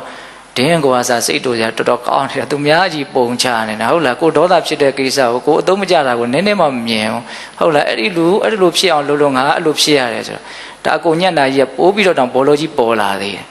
ဟုတ်တယ်မဟုတ်လား तू ကအဲ့လိုလုပ်တာနဲ့ကိုကဘယ်နဲ့ကြောင့်အဲ့လိုဖြစ်ရတာကိုဘာမှမချုပ်နိုင်ဘူးမကင်နိုင်ဘူးမထိန်းနိုင်ဘူးမသိမ်းနိုင်ဘူးဟုတ်တယ်မဟုတ်လားတကယ်ဆိုလို့ရှိရင် तू ကဘယ်လိုနေကိုလည်းကိုကြည်မှန်းချက်လေးနဲ့ကိုကြိုက်တဲ့ပုံစံလေးနဲ့နေနိုင်ရင်ပို့ပြီးတော့စွမ်းအားရှိတယ်လို့မဆိုနိုင်ဘူးလားခုတကယ်တော့ဦးဇင်းတို့ကကိုကြိုက်တဲ့ပုံစံနဲ့ကိုမနေနိုင်ဘူးသူကဒေါသဖြစ်တဲ့အဖြစ်အောင်လုပ်ပြန်ဒေါသဖြစ်ကိုဖြစ်ရတာအဲ့တော့ကျုပ်ကဘာသွားပြီးတော့အမှတ်ရအောင်ဆိုတော့နော်အစတန်တဲ့လူနဲ့ဟုတ်လားအလွန်မိုက်မဲတဲ့ကလေးအဲ့ဒီနှစ်ယောက်ကိုသွားပြီးတော့မြင်တယ်ကလေးကလည်းအမိုက်ဆိုတာစလို့စမှမသိဟုတ်လားတကယ်ဆိုလို့ရှိရင်ဒုက္ခရောက်တယ်ဆိုတာစတာပဲလေဖို့လို့ကဒါပေမဲ့ကလေးကစတာလို့သူသိလားမသိဘူးအဲ့တော့ तू ကဘာတင်တော့စိတ်တူတာပေါ့အဲ့တော့စိတ်တူရတဲ့ကိစ္စမှာတော့စတာကိုစာမသိတာတကယ်တမ်းကဘာလဲအပြစ်ပေါ့ဒီကလေးရဲ့ညံ့ဖျင်းမှုပေါ့တော့ကလေးတိုင်းစိတ်တူသလားမတူပါဘူးတချို့ကလေးကလူရည်လဲတယ်ဟောစနေတာလို့သိတယ်သိတော့စိတ်မတူစတာကတော့အတူတူပဲခံရတယ်သို့တော့တယောက်ကစိတ်တူတယ်တယောက်ကစိတ်မတူဒါဥစဉ်မြင်မိတဲ့ဥပမာပေါ့နော်အဲ့လိုပဲဘဝမှာအာယုန်တွေရဲ့ကြည်စားမှုလောကရန်တရားတွေရဲ့တော့အစအနောက်တန်မှုတွေကိုကြုံရဆုံရတာတွေမရှိနိုင်ဘူးလားကိုစိတ်တူတယ်ဒါပေမဲ့ကိုအပြစ်တင်ရမှာမသိဘူးဟုတ်လားအဲ့တော့ကိုကသတိပဋ္ဌာန်တရားကိုအထုတ်လို့ကိုအကြောင်းလဲကိုအထိုင်လျောက်သိလာတယ်သူတို့ကအကြောင်းတွေလဲသိမှာပဲနော်ကိုနဲ့သူနဲ့ဘာမှထူတာမဟုတ်ဟုတ်လားကိုအကြောင်းကိုသိရင်သိသလောက်သူများအကြောင်းလဲသိနိုင်တယ်ဒီလူမျိုးတွေကြီးပဲလို့အကျဉ်းချင်းပြောလို့ရတယ်ဟုတ်လားဒီလိုပဲဒီလိုစိတ်ပေါ်ရင်ဒီလိုပြောတယ်ဒီလိုခံစားတယ်နော်ကိုအကြောင်းသာကိုသာခေစီတွင်းကြသိအောင်လုပ်သူများအကြောင်းလဲသိနိုင်အဲ့လိုသိတာမြင်တာတွေများလာရင်တောင်းတန်ယုံကိစ္စကသူ့အနေနဲ့စိတ်တူစရာလို့မထင်တော့ဘူးစိတ်တူစရာလို့မထင်တော့စိတ်ကတူလို့ကိုမရတော့သူဘလောက်စိတ်တူစရာကြီးဖြစ်လို့နေနားလေတယ်နော်နားမလဲလို့အားလို့မတူတာမဟုတ်အယံကိုလူရည်လဲသွားလို့မတူတော့တာသဘောပေါက်ရဲ့လားအကိစ္စတိုးနေမှာတော့တူလို့လည်းပဲသူကကိုဖြစ်ချင်းလိုကြီးဖြစ်သွားတာလည်းမဟုတ်ဒီစိတ်တုံနေတဲ့အကြောင်းလည်းပဲဒီပြဿနာကဘာမှပိုးပြေလဲသွားတာလည်းမဟုတ်လားပိုးပြီးတော့တောင်ပြဿနာကဆိုးလာအောင်ပဲကိုစိတ်တုံရင်သူ့စိတ်တုံကိုပိုးဆွပြီးသလိုတောင်ဖြစ်သေးတယ်ဟုတ်လားဒီကိစ္စကဘလုံးမှပြဿနာကိုမပြေလေစေတဲ့အနေအထားပဲဟုတ်လားဒါကြောင့်ဒီစိတ်တုံတဲ့ဒေါသဖြစ်တဲ့ကိစ္စရဲ့နော်အကျိုးမဲ့ပုံမဖြစ်သင့်ပုံတွေကိုပိုးပြီးတော့နားလေတဲ့အတွက်ကြောင့်သတိပဋ္ဌာန်တရားအထုတ်တဲ့လူဟာဒေါသမဖြစ်သွားနေသွားအဲ့မှာဒေါမနတဝေဒနာလည်းမနေပေဘူးလားနေမယ်နော်ဒါကဥစဉ်တို့ဒုက္ခဒေါမနတမချုပ်ငြိမ်းသေးခင်မှာဒုက္ခဒေါမနတနေသွားနိုင်တယ်ဆိုတာလေးကိုစဉ်းစားဖို့ဟုတ်လားနောက်တစ်ဆင့်ထပ်ပြီးတော့လျှော့ပြီးတော့ပြောဦးမယ်သတိပဋ္ဌာန်တရားကိုအားထုတ်လို့ရှိရင်ဒုက္ခဒေါမနတတွေမနေစေအောင်တော့နေလောက်အောင်အာမထုတ်နိုင်သေးဘူးဆိုရင်တောင်အဲ့ဒီဒုက္ခဒေါမနတကိုအစဉ်ပြေပြေရင်ဆိုင်နိုင်တဲ့အည်သွေးကိုလည်းရနိုင်သေးတယ်ဟောအဲ့ဒါလည်းတွေးစီခြင်းသေးတယ်ဦးဇင်းကဒုက္ခတွေကြုံရလိမ့်မယ်ဒေါသဖြစ်စရာတွေလည်းကြုံရမယ်တခါလေဒေါသလည်းဖြစ်လိမ့်မယ်ကိုဒေါသဖြစ်တာကိုပြန်ပြီးတော့ဒေါသထပ်ပြီးတော့တခါလေဖြစ်တာရှိသေးရဲ့နော်ဒေါသဖြစ်တာကိုပဲဘယ်လိုဖြစ်နေလဲဒေါသထပ်ဖြစ်နေတယ်ဒေါသဖြစ်တာကိုမခံနိုင်ဘူးလို့ဖြစ်နေသေးတယ်တခါလေစိတ်တူလို့ကိုစိတ်တူနေတာရှိတယ်နော်စိတ်တူလို့ကိုစိတ်ကတူတာငါစိတ်တူအောင်တင်းကလုံနေတာဆိုပိုးတောင်တူသွားသေးတယ်စိတ်ကဟုတ်လားကိုလည်းစိတ်တူတယ်တခါလေစိတ်တူတာတွေကခြားလဲပြီးတော့ထွက်ပေါက်မရှိဘူးဟုတ်ရဲ့လားအဲ့တော့ကိုကပฏิပဒံတရားအားထုတ်လို့ရှိရင်အဲ့ဒီဒုက္ခဖြစ်တာတွေစိတ်တူတာတွေကိုလည်းဘာဖြစ်တော့နည်းနည်းတော့ပိုနားလေလာရင်ဆိုင်နိုင်လာတယ်ပေါ့ဟုတ်လားအဲ့တော့ဦးဇင်းတို့ပြည်သက်ပေါင်းတို့ကောင်လို့ပฏิပဒံဘုရားရဲ့ဂုဏ်ကျေးဇူးကတစ်ခုတစ်ခုကိုပြောမယ်ဆိုရင်နေပေကအလွန်မကျယ်ဘူးလားကျယ်တယ်ကိုဘာပြောတာတော့ဒုက္ခဒေါမနတနာအထင်ကမာယတော့ကိုဆင်းရဲမှုဒုက္ခစိတ်ဆင်းရဲမှုဒေါမနတဒါတွေကိုဘာလို့သွားတယ်ချုပ်ငိမ့်သွားစေလိမ့်မယ်အဲ့ဒီထီတောင်ရသော်ဘုရားပြောတာနော်အဲ့ဒါဘယ်နှပါးရှိပြီတော့၅ပါးရှိနော်နှစ်ပါးတွဲနှစ်ခုဖြစ်နေဟုတ်လားပြောတာတော့၃ငါပဲပြောတာဆိုတော့နော်စိတ်ကြည်လင်တန်ရှင်းမယ်တောကပရိဒေဝချုပ်ကျော်လွှားသွားနိုင်လိမ့်မယ်ဒုက္ခဒေါမနတချုပ်ငိမ့်သွားလိမ့်မယ်ဟုတ်လားနောက်ဦးဇင်းတို့ဆက်ပြီးတော့ပြောမှာကဘာတော့ညာယတ္တအဓိကမာယနိဗ္ဗာနတပစ္စည်းကိရိယာယညာယတ္တအဓိကမာယဆိုတာ ဝိပဿနာဉာဏ်မဲ့ဉာဏ်ဖို့ဉာဏ်ဆိုတာတွေကိုရစေလိမ့်မယ်နိဗ္ဗာန်တသစ္စည်းကရိယာယဆိုတာနိဗ္ဗာန်ချမ်းသာကိုမျက်မှောက်ပြုရလိမ့်မယ်အဲ့ဒီမှာညာယတအဓိကမာယနဲ့နိဗ္ဗာန်တသစ္စည်းကရိယာယကိုတိတိကျကျပြောရရင်ညာယတအဓိကမာယဆိုတာကမဲ့ဉာဏ်ကိုရစေလိမ့်မယ်လို့ပြောတာတဲ့နိဗ္ဗာန်တသစ္စည်းကရိယာယဆိုတာမဲ့ဉာဏ်ရပြီးရင်ဖို့ဉာဏ်ကတောက်လျှောက်တန်းဖြစ်တဲ့အတွက်ကြောင့်အဲ့ဒီဖို့ဉာဏ်ဖြင့်ဒီဘဝမှာမသေးမချင်းနိဗ္ဗာန်ချမ်းသာကိုကျင့်ဖန်များစွာမျက်မှောက်ပြုပြီးတော့နေရလိမ့်မယ်လို့ဆိုတာကိုပြောတာတဲ့ဟုတ်လားအဲ့တော့ညာယတဆိုတာမဲ့ဉာဏ်နိဗ္ဗာန်တသစ္စည်းကရိယာယတတိကရိယာယဆိုတာဖို့ဉာဏ်ဖြင့်နိဗ္ဗာန်ချမ်းသာကိုမျက်မှောက်ပြုနိုင်တဲ့အနေအထားကိုပြောတာတဲ့တော့ဒါကတော့အထွတ်အထိပ်အကျိုးကျေးဇူးပေါ့နော်မဲ့ဉာဏ်ဖို့ဉာဏ်ရပြီးတော့အကောင်းဆုံးချမ်းသာလို့ဆိုတဲ့နိဗ္ဗာန်ချမ်းသာကိုတောင်းမျက်မှောက်ပြုပြီးတော့နေနိုင်တဲ့အနေအထားဟုတ်တယ်ကတော့ဦးဇင်းတို့ပုထုဇဉ်တွေအနေနဲ့တော့ပြပြဝဝနားမလည်နိုင်တဲ့အနေအထားပေါ့ဟုတ်လားဒါကလည်းပဲနားမလည်နိုင်ဘူးဆိုတာလေရှင်းတော့ရှင်းပါတယ်ဘာလို့နားမလည်ဆိုတော့ကိုမအဲ့ဒီကိစ္စမသိသေးပဲကိုဟုတ်လားသို့တော့တခုရှိတာကနားမလည်နိုင်လို့ဒါကိုသဘာဝမကျပါဘူးလက်မခံနိုင်ပါဘူးဆိုတဲ့အတွေ့မျိုးကတော့မဝင်သင့်ဘူးပေါ့ဒါကိုမသိသေးတဲ့ကိုရောက်အောင်သွားရမယ်ဖြစ်အောင်လုပ်ရမယ်ကိစ္စမဖြစ်သေးတာမရောက်သေးတာပဲရှိတယ်ဆိုတဲ့ယုံကြည်မှုနဲ့နော်အဲ့ဒီပန်းတိုင်ကိုလည်းမျှော်မှန်းပြီးတော့သတိပဋ္ဌာန်ဘာဝနာကိုအလုပ်လုပ်ကြဖို့မလိုဘူးလားလိုတယ်နော်အဲ့ဒါကတော့သူကအမုံမြတ်ဆုံးဂုဏ်ကျေးဇူးပဲအောင်ဆိုအဲ့ဒါရပြီဆိုလို့ရှိရင်ဒုက္ခခတ်သိငြိမ့်မယ်ပေါ့နော်ဦးဇင်းတို့အောက်ထစ်ဆုံးသောတပတ္တိမဉ္ဇဉ်ပုံညာရမယ်ဆိုရင်တော့အလွန်ဆုံးကာမဘုံမှာခုနှစ်ဘဝနေပြီးလို့ရှိရင်နောက်ထပ်ဒုက္ခတွေဖြစ်เสียအကြောင်းမရှိတော့ဘူးဟုတ်လားဒါကြောင့်အရေးတကြီးလိုအပ်တာကဒီသာသနာတွင်မှာအဲ့ဒီသောတပတ္တိမဉ္ဇဉ်ပုံညာဆိုတာကိုရဖို့ပဲလို့လေဒီဆိုတော်ဘုရားကြီးကတော့အထက်ထက်သူ့ရဲ့စာအုပ်တွေထဲမှာရေးတယ်ပေါ့ဒါအရေးအကြီးဆုံးပဲအောင်ဟုတ်လားဒါကြောင့်မို့လို့ဦးဇင်းတို့အနာတပင်တထေးရဲ့သားဖြစ်တဲ့ကာလကိုမြတ်စွာဘုရားဟောတာရှိတယ်နော်ပါဟောတာတော့မြတ်စွာဘုရားကပထဗျာဧကရိစေနတက္ကတဂမနေနပါတပ္ပလောကဓိပစ္စေနသောတာပတ္တိဖလံဝရံနော်ပထဗျာဧကရိစေနဟောဒီမြေပြင်ကြီးတစ်ခုလုံးကိုတယောက်တည်းအစိုးရရတဲ့ဧကရေမင်းကြီးဖြစ်ရတာတ၎င်းပထဗျာဧကရိစေနတက္ကတဂမနေနပါအလွန်ချမ်းသာလာတယ်လို့ဆိုတဲ့နတ်ရွာလောကကိုရောက်ရတာတ၎င်းတပ္ပလောကဓိပစ္စေနအလုံးစုံသောလောကကြီးကိုအစိုးရရတာထက်၎င်းသောတာပတ္တိဖလံဝရသောတာပတ္တိမဉ္ဇဉ်ဖူဉ္ဇဉ်ကိုရခြင်းကတာလုံးပြီးတော့မုံမြတ်တယ်လို့မြတ်စွာဘုရားဟောတာ။ဟောဆိုသူ့ရဲ့အနာဂတ်ကြီးကဘာမှစိတ်မအေးစရာမရှိတော့ဘူး။ဟုတ်ရဲ့လား။ဟိုပြောရလို့ရှိရင်ဒီဖြစ်ပေါ်နေတဲ့သဘာဝတရားတွေကအနိစ္စအမီးရဲ့အစာတွေကြီးပဲအကုန်လုံးကဘာဖြစ်တယ်လို့ပဲပြောအဲ့ဒါတွေကအပေါ်ယံနေပဲတကယ်တည်းကအနိစ္စအမီးလောင်တာကြီးပဲအကုန်လုံးကဟုတ်လားတစ်သားဘဝနဲ့ပဲလောင်ခံရမြက်6ဘဝနဲ့ပဲလောင်ခံရဟုတ်လားဘယ်လိုအနေထားမျိုးနဲ့ပဲလောင်ခံရတာတော့လောင်ခံရတာပဲဒါနားလည်ဖို့လိုတယ်နော်လူစင်းရဲ့ဘဝနဲ့ပဲအနိစ္စမီလောင်ခံရ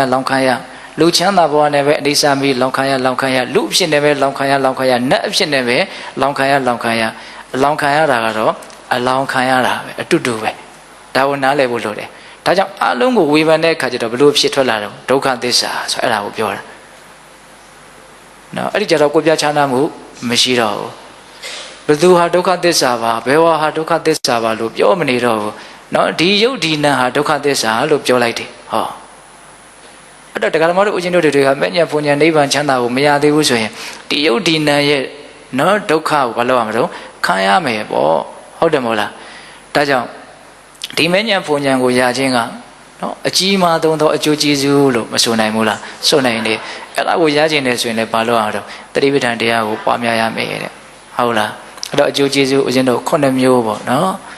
အဲ့ဒါကိုရဖို့အတွက်မြတ်စွာဘုရားကတတိပဋ္ဌာန်လမ်းစဉ်ဒီဧကာယနောတကြောင်ဒီသောလမ်းဖြစ်တယ်အဲ့ဒီတကြောင်ဒီလို့ပြောတာလည်းအလွန်အားပါတယ်ကျန်တာကိုဘာမှစိတ်ဝင်စားမနေနဲ့ပေါ့ဒါကိုသာတသန်နဲ့ရသလောက်လှုပ်သွားလို့ပြောတာဟုတ်တယ်မို့လားဒီလမ်းပဲရှောက်เสียရှိတယ်နော်အဲ့တော့ဦးဇင်းအခုဆက်ပြီးတော့ဗာပြောခြင်းတော့တတိပဋ္ဌာန်ရဲ့အကျိုးကျေးဇူးတွေကိုပြောပြီးတဲ့နောက်မှာဒီတတိပဋ္ဌာန်တရားကိုအားထုတ်ရင်ဘလို့အခြေအနေမျိုးလဲအားမထုတ်ရင်ဘလို့အခြေအနေမျိုးလဲဆိုတာလေးကိုနည်းနည်းဘုဟုတ္တလေးလည်းရစီခြင်းတယ် ဒီမဟာသတိပဋ္ဌာန်သုတ်တန်ကြီးကိုဖွင့်ဆိုတဲ့နော်အထက်ကရာထဲမှာဒီမဟာသတိပဋ္ဌာန်သုတ်တန်ကိုမြတ်စွာဘုရားကကုရုတိုင်းကမ္မတဓမ္မဏိဂုံဆိုတဲ့ရွာကြီးမှာဟောတာအဲ့ဒီရွာကြီးမှာဘာကြောင့်ဟောတာတော့ဆိုတဲ့အကြောင်းပြချက်ဖွင့်ဆိုထားတာရှိတယ်နော်အဲ့ဒီရွာကြီးမှာမြတ်စွာဘုရားဘာလို့ဟောတာလဲဆိုအဲ့ဒီရွာလူတွေကဉာဏ်ပညာလည်းထက်မြက်တယ်တဲ့နော်မြောင်များလှစွာသောလေးနဲ့တဲ့တုတ်တန်တွေကိုအဲ့ဒီရွာမှာခဏခဏမြတ်စွာဘုရားဟောတယ်တဲ့တက်တေအထောက်ထားနဲ့ပြောတာပေါ့နော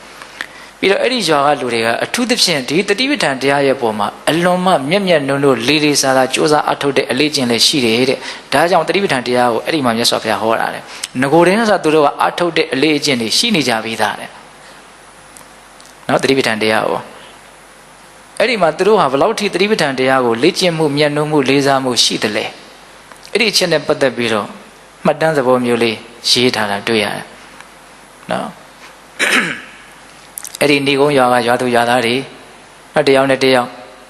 လမ်းစုံလမ်းကလမ်းလေးကမှတမမဟုတ်ရေချိုးစိတ်အစရှိတဲ့လူစုလူဝေးရှိတဲ့နေရာမှာတယောက်နဲ့တယောက်တွေ့ကြပြီဆိုလို့ရှိရင်တယောက်ကိုတယောက်မေးတဲ့ယဉ်ကျေးမှုရှိတယ်။ပါမေးလေမင်းတို့တတိပဋ္ဌာန်တရားနဲ့ပတ်သက်ပြီးတော့ဘယ်တတိပဋ္ဌာန်တရားကိုများအထုဖြစ်တယ်လေလို့မေးတယ်တဲ့။အဲ့ဒါလိုမေးလိုက်လို့အမေးခံရတဲ့လူကငါတော့ကွာလုပ်ငန်းတွေမှာအမလတ်တာနဲ့ဘယ်တတိပဋ္ဌာန်မှာကိုအမထုတ်ဖြစ်ပါဘူးလို့အဲ့ဒါလိုများပြောခဲ့မယ်ဆိုရင်တော့အဲ့ဒါသူ့ကိုဝိုင်းပြီးတော့ကဲ့ရဲ့ကြတယ်တဲ့အဲ့ဒီကဲ့ရဲ့တဲ့စကားကိုအဲ့ဒီမှာနှစ်ခွန်းပြောတယ်အဲ့ဒါကတော်တော်စဉ်းစားတဲ့အကောင်းတတိပဋ္ဌာန်တရားကိုငါအထုတ်ဖြစ်တယ်ဟေ့ဘယ်တတိပဋ္ဌာန်တော့ငါအထုတ်ဖြစ်တယ်အဲ့လိုမျိုးပြောမယ်ဆိုရင်တော့ဝိုင်းပြီးတော့ချီးမွမ်းကြတယ်တဲ့အဲ့ဒီချီးမွမ်းတဲ့စကားကိုတော့သုံးခွန်းပြောထားတယ်အဲ့ဒီထဲမှာအဲ့ဒီစကား၅ခွန်းကိုဦးဇင်းကနည်းနည်းစိတ်ဝင်စားရတယ်ပေါ့နော်သူတို့ပြောလဲပြောတတ်တယ်အဲ့ဒါကိုကြည့်ပြီးတော့သူတို့ရဲ့ဒီတတိပဋ္ဌာန်တရားရဲ့ပုံမှာဒီမြတ်စွာဘုရားရဲ့အဆုံးအမရဲ့ပုံမှာဘလောက်သူတို့လေးလေးနက်နက်သက်ဝင်ထားသလဲဆိုတာကိုလည်းသိနိုင်တယ်ဟုတ်လားအဲ့ဒါဦးဇင်းတို့တတိပဋ္ဌာန်တရားကိုအာမထုတ်ဖြစ်ပါဘူးဆိုတဲ့လူကိုဘလို့ကဲ့ရတော့တဲ့ဒီရထုတဝဇီဝိတံနံပါတ်1စကားလေးနော်ဒီရထုတဝဇီဝိတံတဝသင်ဤဇီဝိတံအသက်ရှင်တန်ခြင်းသည်ဒီရထုဆက်စုပ်ယွန်ရှာဝယ်ကြီးပါတကားတဲ့နော်မင်းရဲ့အသက်ရှင်တန်ခြင်းကယွန်စရာကောင်းလိုက်တာလို့ပြောတာတဲ့တော်တော်ခံမြင်စရာပဲနော်မင်းရဲ့အသက်ရှင်တန်ခြင်းကဘာလို့ယွန်စရာကောင်းတယ်ဆက်စုပ်စရာကောင်းတယ်ဆိုတော့ယွန်စရာကောင်းတယ်လို့ပြောတာဘာလို့ယွန်စရာကောင်းတယ်လို့ပြောရတာတော့တတိပဋ္ဌာန်တရားအာမထုတ်တဲ့ပုဂ္ဂိုလ်ရဲ့စိတ်ဟာယွန်စရာတွေဆက်စုပ်စရာတွေရှိနေတယ်ဆိုတဲ့အဓိပ္ပာယ်ပဲဟုတ်တယ်မဟုတ်လားစဉ်းစားနော်ရုပ်ရဲ့အငြိအကျေးကိုဘာတွေခေါ်တော့နော်ရေနဲ့ထိစပ်မိတဲ့တခြားသောအနတ်နေမကောင်းတဲ့အငြိအကျေးမျိုးစုံရှိရနော်ရုပ်မှာအငြိအကျေးအဲ့လိုပဲစိတ်မှာလည်းပဲအငြိအကျေးမရှိဘူးလားရှိတယ်စောစောကစိတ်ဓာတ်ဖြူစင်ခြင်းမှာဦးဇင်းတို့ထိုက်လျောက်ပြောခဲ့ပါတယ်ဟုတ်လားအဲ့ဒီစိတ်ရဲ့အငြိအကျေးတွေဟာဒါပါလဲလို့မေးရင်တိတဲ့လူမြင်တဲ့လူတွေအတွက်ယွန်ရှာဆက်စုပ်ဖွယ်အနေအထားပဲပြောလို့သာပြောတာဒီဟာတွေကစကားတွေအနေနဲ့သာအခုမှကြားရပေမဲ့လို့စိတ်ကူးအတွေးတွေအနေနဲ့ခံစားချက်တွေအနေနဲ့အားလုံးသောလူတွေမှာရှိပြီးသားလောဘဒေါသအားကြီးတယ်ဆိုရင်ယွန်းတယ်ဆိုတဲ့ခံစားချက်ရှိတယ်နော်တချို့ဘလို့ဖြစ်သွားတော့မုန်းတယ်ဆိုတာမျိုးထိတောင်ဖြစ်သွားတာရှိတယ်ယွန်းတယ်ဆိုတာလေးကမှနည်းနည်းတက်တာသေးတယ်ဟုတ်လားနော်အဲ့ဒါသူတို့ပြောတာအဲ့တိုင်းပြောတာသင်ရဲ့အသက်ရှင်တန်ခြင်းဟာယွန်းရှာဆက်စုပ်ဖွယ်ဖြစ်တယ်တဲ့ဒီရထုတဝဇီဝိတံမင်းရဲ့အသက်ရှင်တန်ခြင်းဟာပါတန်ဖိုးမှမရှိဘူးပါမျက်နှိုးစရာမှမကောင်းဘူးလို့ပြောတာဘာပြုလို့တော့အကြောင်းပြချက်လည်းနားလည်ဖို့လိုတယ်နော်စိတ်ဓာတ်တွေညှဉ်းနှွမ်းမှုတွေများနေတော့ဟုတ်တယ်သတိမရှိဘဲနဲ့နေတယ်ဖြစ်တယ်လို့နေမယ်အာယုန်နေကြတယ်ဖြစ်တယ်လို့နေမယ်ဆိုရင်တော့သိကြတယ်နော်လောဘဒေါသမောဟတွေတဖြည်းဖြည်းနဲ့များလာဖို့ပဲရှိတယ်ဒါကြောင့်ဦးဇင်းကစဉ်းစားတယ်နော်အသက်ကြီးသွားတာနဲ့အလိုလိုရင့်ကျက်သွားဖို့ဆိုတာဘလို့မှမဖြစ်နိုင်တဲ့ကိစ္စပဲနော်အသက်ကတူကြီးသွားလေကိုဘာမှမကြိုးစားဘူးတချို့ကြီးသွားလေအိုးဆိုးလာလေတဲ့ဟုတ်တယ်မလားဒါပဲလေ तू ကောင်းအောင်မလို့ရင်ဆိုးမှာပဲလေဒီဥစ္စာက तू အဖြေကဒီနှစ်ခုပဲရှိတာဟုတ်တယ်မဟုတ်လားကိုယ့်ကိုဖြူရှင်အောင်လုပ်မလားဖြူရှင်အောင်မလုပ်ဘူးဆိုရင်ညင်နှောအောင်ကတမင်လုပ်เสียမလို့ဖြူရှင်အောင်မလုပ်ဘူးဆိုတာကိုကစားညင်နှောအောင်လုပ်နေရရောက်တယ်ဒါကိုလက်ခံရလားမသိဘူးဖြူရှင်အောင်မလုပ်ဘူးဆိုတာကိုကညင်နှောအောင်လုပ်နေရရောက်တယ်တမင်လုပ်တာတော့မဟုတ်သူဖြစ်နေသဘောပေါက်ရလားအေးဒါကြောင့်သတိပဋ္ဌာန်ဘာဝနာနဲ့ကင်းပြီးတော့နေတဲ့ပုဂ္ဂိုလ်ကိုမင်းဘဝရဲ့ရှင်သန်ခြင်းဟာအလွန်ရွှင်ရှားဆွတ်ဆုပ်စရာကောင်းတယ်လို့ပြောတယ်တဲ့ဒါနံပါတ်1သူတို့ရဲ့ကဲ့ရဲ့ရှုံချတဲ့စကားနောက်နံပါတ်2ကဲ့ရဲ့ရှုံချတဲ့စကားဘာပြောတော့ဇီဝမာနာပိတွန်မတတတိတာတွန်တင်သည်ဇီဝမာနာပိအသက်ရှင်ပြီးတော့နေပါတော့လည်းပဲမတတတိတာလူသေးကောင်းနဲ့သာတူတယ်တဲ့ ဆိုလိုတာက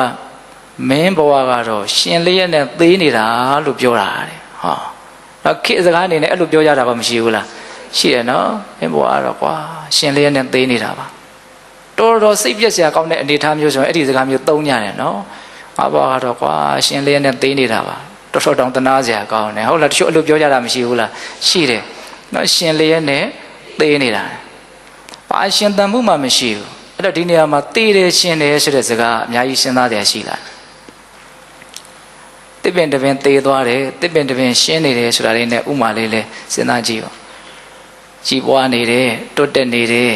ဒါပါလေရှင်းနေတယ်ပေါ့ဟုတ်လားကြည်ပွားတွတ်တက်မှုဆုပ်ယုပ်ပြီးတော့နောက်ဆုံးအကိုင်းကြောက်တွေပါလေးနဲ့ဆွေးအပြေးပြီးတော့ဗာသေသွားပြီလူဘဝမှာလည်းပဲကောင်းသောတွတ်တက်ခြင်းကြည်ပွားခြင်းမရှိဘူးဆိုရင်သေနေတာပဲနောက်အသက်တော့ရှူကောင်းရှူနေမယ်ပျော်ပျော်ဆိုဆိုတော့နေကောင်းနေမယ်ဟုတ်လားဒါပေမဲ့ဘာမှကောင်းတာမွန်တာတွေတွတ်တက်လာတာကြီးပွားလာတာမရှိဘူးဆိုရင်အဲ့ဒီလူရဲ့ဘဝဘာဖြစ်နေတော့သေနေပြီဟုတ်တယ်မဟုတ်လားအဲ့တော့သေတယ်ရှင်တယ်ဆိုတာကောင်းမြတ်တာတွေတွတ်တက်မှုကြီးပွားမှုမရှိတာကိုအဓိကရည်ညွှန်းတာဒါကြောင့်မင်းဟာအသက်ရှင်နေပြီမလို့လူသေးကောင်းတဲ့သာတူတယ်ဆိုတာအဲ့ဒါကိုပြောတာတဲ့ဟုတ်လားဘုရင်တို့ဒီစကားလေးကိုအပမတော်အမတံပဒံပမာတော်မစ္ဆုနောပဒံဆိုတဲ့စကားလေးနဲ့နှိုင်းရှင်ပြီးတော့စဉ်းစားကြည့်တဲ့ဒီစကားလေးကြတော့လူတိုင်းသိရနော်အပမတော်အမတံပဒံပမာတော်မစ္ဆုနောပဒံအပမတော်တတိနဲ့နေခြင်းသည်အမတံပဒံမတရားနိဗ္ဗာန်ရခြင်းဤအကြောင်းတည်းပမာတော်မစ္ဆုနောပဒံတတိမရှိဘဲနဲ့နေခြင်းသည်အဖန်ဖန်တရားခြင်းဤအကြောင်းတည်းဒီလိုပြောတာရှိတယ်ဒါကိုရှင်းမယ်ဆိုရင်တော့တရားစကားတွေကအများကြီးရှိသွားတော့မှာနော်အေးအဲ့တော့သူတို့ပြောတဲ့စကားလေးကိုပိဿပေါင်းသူတော်ကောင်းတို့ကိုညံလေးနဲ့ကိုလည်းချက်ပြီးတော့ခန်းစားတတ်ဖို့လိုတာပေါ့ဟုတ်လားတတိပဋ္ဌာန်တရားကိုအာမထုတ်တဲ့လူကိုမင်းဘဝကတော့ရှင်လေးရဲ့နဲ့သိနေတာပါလို့သူတို့ပြောတယ်တဲ့ဒါကကဲ့ရဲ့တဲ့စကားနှခွန်းဒါစဉ်းစားတရားတွေအများကြီးပါတယ်ကိုလည်းတတိပဋ္ဌာန်တရားအာမထုတ်ဖို့ဆိုလို့ရှိရင်ကိုဘဝကရှင်စရာကောင်းတဲ့ဘဝတစ်ခုဖြစ်မယ်ကိုဘဝကသေးနေတာနဲ့မချားတဲ့ဘဝတစ်ခုဖြစ်မယ်ဘာတိုးတက်မှုမှမရှိဘူးเนาะအချိန်ကြတော့အိုးနာသေးသွားမယ်ဒီဘဝလူဖြစ်ခဲ့ရတဲ့အနေထားအကျိုးအမြတ်နေနဲ့ဘာမှမိမိရအောင်မလှုပ်လိုက်နိုင်ဟုတ်တယ်မဟုတ်လားနေတော့နေခဲ့တယ်ဘဝမှာငါဘာကြီးဖြစ်ပြီးတော့ဘာကြီးရပြီးတော့နေခဲ့တယ်ဆိုအဲ့ဒါကသေပြီးတာရဲ့အခြားမဲ့မှာနောက်ခဏလောက်ပဲပြောဆိုနောက်လူတွေကကြာတော့လဲမေ့သွားဒီလိုနဲ့ပဲပြီးသွားမှာဟုတ်တယ်မဟုတ်လားစဉ်းစားတော့ရှေ့အလူတွေလည်းဒီလိုပြီးသွားတာပဲလေနော်ကိုယ်တတိပဋ္ဌာန်တရားကိုအထုတ်ခဲ့လို့ကိုယ်မှအတိညာဏ်ကိုရလိမ့်မယ်ဆိုရင်အဲ့ဒီအတိညာဏ်ကရောက်ရဘဝရရခန္ဓာမှာအည်သွေးတည့်ရနေတဲ့အမြဲတမ်းရှိနေမယ်အဲ့ဒါအဖတ်တင်တယ်ကျန်တာတော့ဘာမှအဖတ်မတင်ဟုတ်လားဒါကြောင့်ကိုယ့်ဘဝကိုတတိပဋ္ဌာန်တရားကိုသာအာမထုတ်ဖြစ်ဘူးဆိုရင်နော်ငါဘဝယွန်စရာကောင်းတဲ့ဘဝတစ်ခုနော်ငါဘဝကရှင်လေးရတဲ့သေနေတဲ့ဘဝတစ်ခုလို့ဒီလိုသူတို့စကားလေးကိုမှီးပြီးတော့စဉ်းစားစရာကောင်းတယ်ဒါကြောင့်ဒါလေးကိုဦးဇင်းတို့ပြောပြတာဟုတ်လားနောက်အာထုတ်ဖြစ်တယ်ဆိုလို့ရှိရင်ချီးမွမ်းတဲ့စကားကဘယ်နှခွန်းတော့၃ခွန်းနဲ့အဲ့ဒါကိုတော့ဘယ်လိုရေးပြထားတော့နော်တတိပဋ္ဌာန်တရားအာထုတ်ဖြစ်တဲ့ပုဂ္ဂိုလ်ကိုနံပါတ်1ချီးမွမ်းတာကတဝဇီဝိတံသူဇီဝိတံတဝဇင်ဤဇီဝိတံအသက်ရှင်တန်ခြင်းသည်သူဇီဝိတံကောင်းသောအသက်ရှင်တန်ခြင်းမှာတဲ့ဩမင်းလူဖြစ်ကျိုးနှက်လိုက်တာနော်မင်းအသက်ရှင်ရတာအသက်ရှင်ရကျိုးနှက်လိုက်တာမင်းရဲ့အသက်ရှင်ခြင်းဟာအလွန်ကောင်းမွန်တဲ့ကောင်းမြတ်တဲ့အသက်ရှင်တန်ခြင်းပဲဘာလို့ကောင်းမြတ်တဲ့အသက်ရှင်တန်ခြင်းလို့ပြောရတာတော့အည်အသွေးရှိတဲ့စိတ်ကလေးနဲ့အသက်ရှင်နေရလို့ကောင်းတဲ့ရှင်တန်ခြင်းလို့ပြောတာဟုတ်တယ်မဟုတ်လားသီလနဲ့တမာတိနဲ့ပညာနဲ့အတိညာဏ်နဲ့နောက်ဘဝမှာတကယ်အနှစ်သာရရှိရှိနေသွားနိုင်လို့သူ့ရဲ့ဘဝကိုဗာပြောတာကောင်းတဲ့အသက်ရှင်ခြင်းလို့ပြောတာနော်အလွန်အကျိုးရှိတဲ့အသက်ရှင်ခြင်းပေါ့ဒါတို့ချီးမွမ်းတာလေးကထိရောက်တယ်နော်သတိပဋ္ဌာန်တရားအားထုတ်ရင်ကောင်းသောအသက်ရှင်ခြင်းပဲတတိပဋ္ဌာန်တရားအားမထုတ်ဘူးဆိုရင်ယွန်စရာအသက်ရှင်ခြင်းပဲဒီလိုမျိုးခုနကနဲ့နှိုင်းရှင်ပြီးတော့တွေးရပါဟုတ်လားနောက်ဦးဇင်းတို့ဒုတိယစကားဘာပြောတော့နော်မင်းရဲ့အသက်ရှင်တန်ခြင်းဟာကောင်းသောအသက်ရှင်ခြင်းပါလို့ပြောပြီးတဲ့နောက်မှာနောက်ဒုတိယပြောလိုက်တဲ့စကားကနော်မင်းရဲ့အသက်ရှင်တန်ခြင်းဟာကောင်းတဲ့အသက်ရှင်တန်ခြင်းဖြစ်တယ်ဒါတွေမကဘူးတဲ့တွန်မာနာမတတဝဇီဝိတံမင်းရဲ့အသက်ရှင်ခြင်းဟာတွန်နာမမနုဿတ္တံပတ္တာပြောတာလေနော်တွန်နာမမနုဿတ္တံပတ္တာ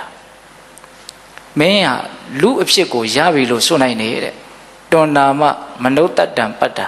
မနုဿတ္တံလူဖြစ်သောပတ္တာနာမရောက်တည်မြည်၏ တွန်တင်သည်မနုဿတံလူဖြစ်သောပတ္တနာမှာရောက်သည်မြည်၏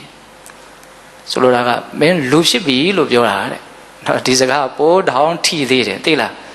သတိပဋ္ဌာန်တရားအားထုတ်ရင်လူပေါ့သတိပဋ္ဌာန်တရားအားမထုတ်ရင်လူမဟုတ်ဘူးလို့အဲ့လိုကိုသူကပြောတာနော်ဦးဇင်းကစအဲ့ဒီစာပိုင်လေးကိုဖတ်ကြည့်တယ်ဒါဘာမှပြောရလဲမသိဘူးဆိုတော့ပြီးမှတော်တော်ကိုမျက်လုံးပြူးသွားတယ်ဟုတ်လားသတိပဋ္ဌာန်တရားအားမထုတ်ရင်လူမဟုတ်ဘူးလို့ပြောလိုက်တာကိုလို့ဟုတ်လားမင်းလူဖြစ်ပြီလို့ပြောတာတဲ့အဲ့တော့ဒီနေ့မှာလူကလည်းပဲအဆင့်အမျိုးမျိုးရှိတာပေါ့နော်ဒါလည်းပေးတဲ့တို့အလုံးသိပါတယ်နော်လူဖြစ်နေပြီမလို့လူမဟုတ်တဲ့လူတွေအများကြီးမရှိဘူးလားရှိရနော်လူအည်အသွေးမမီတဲ့လူဒါလူလို့ပြောလို့မရအောင်နော်ပုံတရံကတော့လူပုံတရံဖြစ်မယ်ပေါ့ဟုတ်လားဒါမျိုးလို့အတွင်းမှာရှိတဲ့အည်အသွေးကလူအည်အသွေးမမီဘူးဆိုရင်ဒါကိုပြီးတာတဲ့လူတယောက်လို့မခေါ်နိုင်ဘူးဆိုတဲ့အတိတ်ပဲဒါလူတိုင်းကတော့အဲ့လိုသွားပြောလို့ပဲရမှာလို့နော်သို့တော်လည်းပဲကိုယ့်ရဲ့အတွေ့အထဲမှာအဲ့ဒီအနေအထားကိုလူတိုင်းလက်ခံနိုင်ပါတယ်ဟုတ်လားအဲ့ဒါသူတို့ပြောတဲ့စကားလွန်တော့မလွန်ပါဘူးနော်သတိပဋ္ဌာန်တရားအားထုတ်ပြီးဆိုတော့မှမင်းလူဖြစ်ပြီလို့ပြောတာတဲ့နော်လူဖြစ်ကျိုးနဲ့တယ်ဆိုတာကိုလည်းပဲဒီနေရာမှာထည့်ပြီးတော့ပြောမယ်ဆိုရင်လည်းပြောနိုင်တယ်ပေါ့နော်ပြီးွားတဲ့လူတယောက်အည်သွေးမိတဲ့လူတယောက်ဖြစ်တယ်ဆိုတဲ့အဓိပ္ပာယ်ကိုဆိုလိုတာပါဟုတ်ရဲ့လားအေးနောက်ဆုံးပြောတဲ့စကားချီးမွမ်းစကားကဘာလဲနောက်ဆုံးချီးမွမ်းတဲ့စကားတဝဋ္ဌာယတမ္မာတံဗုဒ္ဓဥပ္ပန္နောနော်တဝဋ္ဌာယတဝအဋ္ဌာယသင်ရဲ့အကျိုးစီးပွားအလို့ငါတမ္မာတံဗုဒ္ဓမြတ်စွာဘုရားရှင်ကိုရမြတ်ကြီးသည်ဥပ္ပန္နောပွင့်တော်မူလာတာပဲတဲ့မင်းအကျိုးစီးပွားရှိဖို့အတွက်ဘုရားဆိုတာပွင့်လာတာပါလို့ပြောတာတဲ့ဒါလည်းပဲတော်တော်ထိတဲ့စကားပဲနော်သတိပဋ္ဌာန်တရားကိုသာအာမထုတ်ဘူးဆိုရင်ဘုရားပွင့်လာတာကိုအကျိုးစီးပွားရှိဖို့ပွင့်လာတာမဟုတ်ဘူးဘုရားပွင့်လာတာကိုနဲ့ဘာမှမဆိုင်ဘူးဆိုတဲ့အဓိပ္ပာယ်မျိုးတက်ရောက်သွားတယ်ဟုတ်တယ်မဟုတ်လားမင်းအကျိုးစီးပွားရှိဖို့အတွက်ဘုရားပွင့်လာတာပါတကယ်စဉ်းစားကြည့်ရင်လည်းပဲမြတ်စွာဘုရားပွင့်လာတယ်ဆိုတာတတ္တဝါတွေကိုတန်တရားဝိဒုက္ခကလွတ်မြောက်ဖို့အတွက်နိမ္မန်လမ်းမှန်ကိုပေးဖို့ပွင့်လာတာပဲအဲ့ဒီနိမ္မန်လမ်းမှန်ကိုမြတ်စွာဘုရားပေးခဲ့တာပဲသို့တော့အဲ့ဒါကိုကနိမ္မန်လမ်းမှန်မကျင့်ကြံဘူးဆိုလို့ရှိရင်ဘုရားပွင့်လာတာဘုရားအဲ့ဒါတွေဟောခဲ့ရတာကိုယ့်အတွက်မဟုတ်ကိုမှမလုပ်ဘဲနဲ့အဲ့ဒါကိုယ့်အတွက်မဟုတ်လောကကြီးအတွက်ကတော့အကျိုးရှိတယ်ဒါပေမဲ့ကိုကအဲ့ဒီအကျိုးရှိတဲ့လောကကြီးထဲမှာကိုမပါတော့ပေါ့ရလားနော်ဆိုရပါစို့အကျိုးရှိတာတွေကိုအလုံးဝေငှပြီးတော့ပေးတဲ့လူတွေအလုံးကိုရတဲ့လူရတယ်မရတဲ့လူမရလူတွေအလုံးကိုပေးတော့ပေးလိုက်တာဒါပေမဲ့ကိုကမရလိုက်ဘူးဆိုရင် तू ပေးတာထဲမှာကိုမပါဘူးတော်ဝမ်းနည်းစရာကောင်းတယ်ပေါ့နော်ဘုရားရှင်ကိုယ်တော်ကြီးပွင့်လာတယ်နော်ဒုက္ခငြိမ်းချမ်းတရားကိုဟောတယ်ကိုကကျင့်သုံးမှုမရှိဘူးအဲ့လိုဆိုရင်ဘုရားပွင့်လာတာကိုနဲ့ဘာမှမဆိုင်တယ်လို့ကြီးဖြစ်သွားတယ်ဟောထိုက်တဲ့လောက်ကျင့်တဲ့အသိဉာဏ်လေးနဲ့ထိုက်တဲ့အကျိုးရလက်လေးတော့ရမှာပေါ့လေနော်ဒါနသီလနော်တခြားသောဘာဝနာကိစ္စလေးတွေလုပ်ပေါ့ထိုက်တဲ့ကုသိုလ်ကောင်းမှုတော့တိုးမှာပေါ့ဒါပေမဲ့ထိရောက်တဲ့အကျိုးစီးပွားကိုတော့ရအောင်မယူလိုက်နိုင်ဘူးဆိုတဲ့အတိတ်ပဲပေါ့နော်ဘုရားပွင့်လာလို့တာမန်ကုသိုလ်လေးတွေကိုတော့ရကောင်းရမယ်ပေါ့သို့တော့တတိပဋ္ဌာန်တရားကိုသာအာမထုတ်ဘူးဆိုရင်တော့ဘုရားပွင့်လာတာကိုအကျိုးရှိဖို့ပွင့်လာတာမဟုတ်ဘူးဆိုတဲ့အတိတ်ပဲမျိုးသူတို့ကပြောတာဟုတ်လားဒါတော်စဉ်းစားတွေကကောင်းတဲ့စကားလုံးလေးတွေလို့ဦးဇင်းထင်ပါတယ်ဟုတ်လားအေးတဝဋ္ဌာယတမ္မာတံဗုဒ္ဓဥပ္ပန္နောနော်ဘုရားပွင့်လာတာဟာမဲအကျိုးစီးပွားရှိဖို့အတွက်ပွင့်လာတာပါလို့ပြောတာတဲ့လက်ချီးမွမ်းတဲ့စကားဘယ်နှခွန်းတော့သုံးခွန်းမင်းရဲ့အသက်ရှင်တန်ခြင်းဟာအလွန်ကောင်းတဲ့အသက်ရှင်တန်ခြင်းဖြစ်တယ်မင်းလူဖြစ်ပြီနော်ပြီးတော့ပါတော့ဘုရားပွင့်လာတာဟာမင်းအကျိုးရှိဖို့အတွက်ပွင့်လာတာပါဟုတ်လားအဲ့တော့ဦးဇင်းတို့ကဲ့ရဲ့တဲ့စကားနှစ်ခွန်းချီးမွမ်းတဲ့စကားသုံးခွန်းဒါလေးတွေကနော်စဉ်းစားစရာကောင်းပါတယ်ကိုလည်းပြန်ပြီးတော့အပေးစရာလည်းကောင်းတယ်ဆုံးမစရာလည်းကောင်းတယ်ပေါ့နော်တနည်းအားဖြင့်သတိပဋ္ဌာန်ဘာဝနာတရားကိုအထုတ်ခြင်းရဲ့အကျိုးကျေးဇူးနဲ့အမထုတ်ခြင်းရဲ့အပြစ်ကိုလည်းပဲတစ်မျိုးတစ်ပါးသာပြောပြထားရရှောက်တယ်လို့ထင်ပါတယ်ဟုတ်လားဒါကြောင့်သတိပဋ္ဌာန်ဘာဝနာတရားရဲ့အရေးပါမှုကိုဒါဘက်စုံတောင်းစုံကနေပြီးတော့ဦးဇင်းတို့ဉာဏ်မိသလောက်ဒီအချိန်လေးတွင်မှာပြောပါတယ်နော်ပထမဆုံးပြောလိုက်တာကအကုသိုလ်အစုပုံကြီးလို့ပြောခြင်းတယ်ဆိုရင်နိဝရဏတရား၅ပါးကိုပြောလိုက်ပါနိဝရဏတရား၅ပါးဟာတတ်သောအကုသိုလ်ရဲ့အစုပုံကုသိုလ်အစုပုံကြီးလို့ပြောခြင်းတယ်ဆိုရင်တတိပဋ္ဌာန်တရား၄ပါးကိုပြောလိုက်ပါတတိပဋ္ဌာန်တရား၄ပါးဒီတတ်သောကုသိုလ်ရဲ့အစုပုံကြီးဟုတ်လားဒါပြောတယ်နော်ပြီးတော့ဗာပြောတော့တတိပဋ္ဌာန်တရားကိုပွားများရင်ရရှိမဲ့အကျိုးကျေးဇူး9မျိုးနော် တတ္တနာဝိတ္တုဒ္ဓိယတတ္တဝါတို့ရဲ့စိတ်ဓာတ်ကိုဖြူစင်တန်ရှင်းအပြည့်ကင်းသွားစေလိမ့်မယ်တောကပရိဒေဝနာတမတိကမာယဆိုရင်ချင်းတောကနဲ့ငိုကြွေးခြင်းပရိဒေဝကိုကျော်လွှားသွားစေနိုင်လိမ့်မယ်ဒုက္ခဒေါမနတအထင်ကမာယကိုဆင်းရဲခြင်းဒုက္ခနဲ့စိတ်ဆင်းရဲခြင်းဒေါမနတကိုချုပ်ငြိမ်းသွားစေလိမ့်မယ်ညာယတအဓိကမာယနော်မဲ့ဉာဏ်ဖြင့်နိဗ္ဗာန်ကိုမျက်မှောက်ပြုနိုင်ပြီးတော့ဖိုလ်ဉာဏ်ဖြင့်ဒီဘဝမှာလည်းကျင့်ပန်းများစွာမျက်မှောက်ပြုနိုင်တဲ့အနေအထားကိုရရှိလိမ့်မယ်ခုနှစ်မျိုးဟုတ်လားနောက်ဆုံးကုတို့တိုင်းသားတို့ရဲ့တတိပဋ္ဌာန်တရားကိုအာမထုတ်တဲ့လူတွေကိုကဲ့ရဲ့တဲ့စကားနှစ်ခွန်းမင်းရဲ့အသက်ရှင်တတ်ခြင်းဟာယွန်းရှားပွဲကောင်းတယ်မင်းဟာအသက်ရှင်လဲနဲ့သေနေတဲ့လူတစ်ယောက်ဖြစ်တယ်ဟုတ်လားတတိပဋ္ဌာန်တရားကိုအာထုတ်တဲ့လူကိုချီးမွမ်းတဲ့စကားသုံးခွန်းမင်းရဲ့အသက်ရှင်တတ်ခြင်းဟာအလွန်ကောင်းတဲ့အသက်ရှင်တတ်ခြင်းဖြစ်တယ်မင်းဟာလူအဖြစ်ကိုရပြီဟုတ်လားဘုရားပွင့်လာတာမင်းအကျိုးစီးပွားရှိဖို့အတွက်ပါတဲ့ဟုတ်လားဒါကြောင့်ပိဿပေါင်းတတော်တို့နော်သူတို့ချီးမွမ်းတဲ့စကားလေးသုံးခုနဲ့ထိုက်တန်တဲ့လူတစ်ယောက်ဖြစ်အောင်ကြိုးစားနိုင်မယ်ဆိုရင်တော့တိုင်းထက်လွန်ပေါ့နော်ဒါကြောင့်တတိဆိုတဲ့အပမဒတရားလက်ကင်ထားပြီးတော့ကိုယ်ဘဝကိုယ်ခန္ဓာမှာဖြစ်ပေါ်နေတဲ့သဘာဝတရားတိုင်းကိုစွမ်းအားရှိသမျှမှန်မှန်ကန်ကန်နော်အတိအမှတ်ပြုပြီးတော့နေခြင်းလို့ဆိုတဲ့တတိပဋ္ဌာန်တရားကိုအထောက်ပြီးတော့နောက်ဆုံးမဉ္ဇဉ်ဘုရားမျက်နှိပ်ပံကိုမျက်မှောက်ပြုနိုင်ကြတဲ့နော်သူတော်ကောင်းတွေဖြစ်ကြပါစေလို့ဦးဇင်းတို့ဆန္ဒပြုရင်းနဲ့ဒီကနေ့ပိဿပေါင်းသူတော်ကောင်းတို့ကြိုးစားအထောက်ကြရတော့ဒါနသီလသမာဓိပညာကုသိုလ်ကောင်းမှုအစွတ်စွတ်တို့ရဲ့စွမ်းတတ္တိကြောင့်ဘုရားတပည့်တော်တို့သည်မဲ့ဉ္ဇဉ်ဘုရားမျက်နှိပ်ပံကိုလင်းမြန်ထုတ်ချောက်မျက်မှောက်ပြုပါရစေကုန်သောဟုပတ္တနာအောင်စုပြုကြကုန်ရာတည်း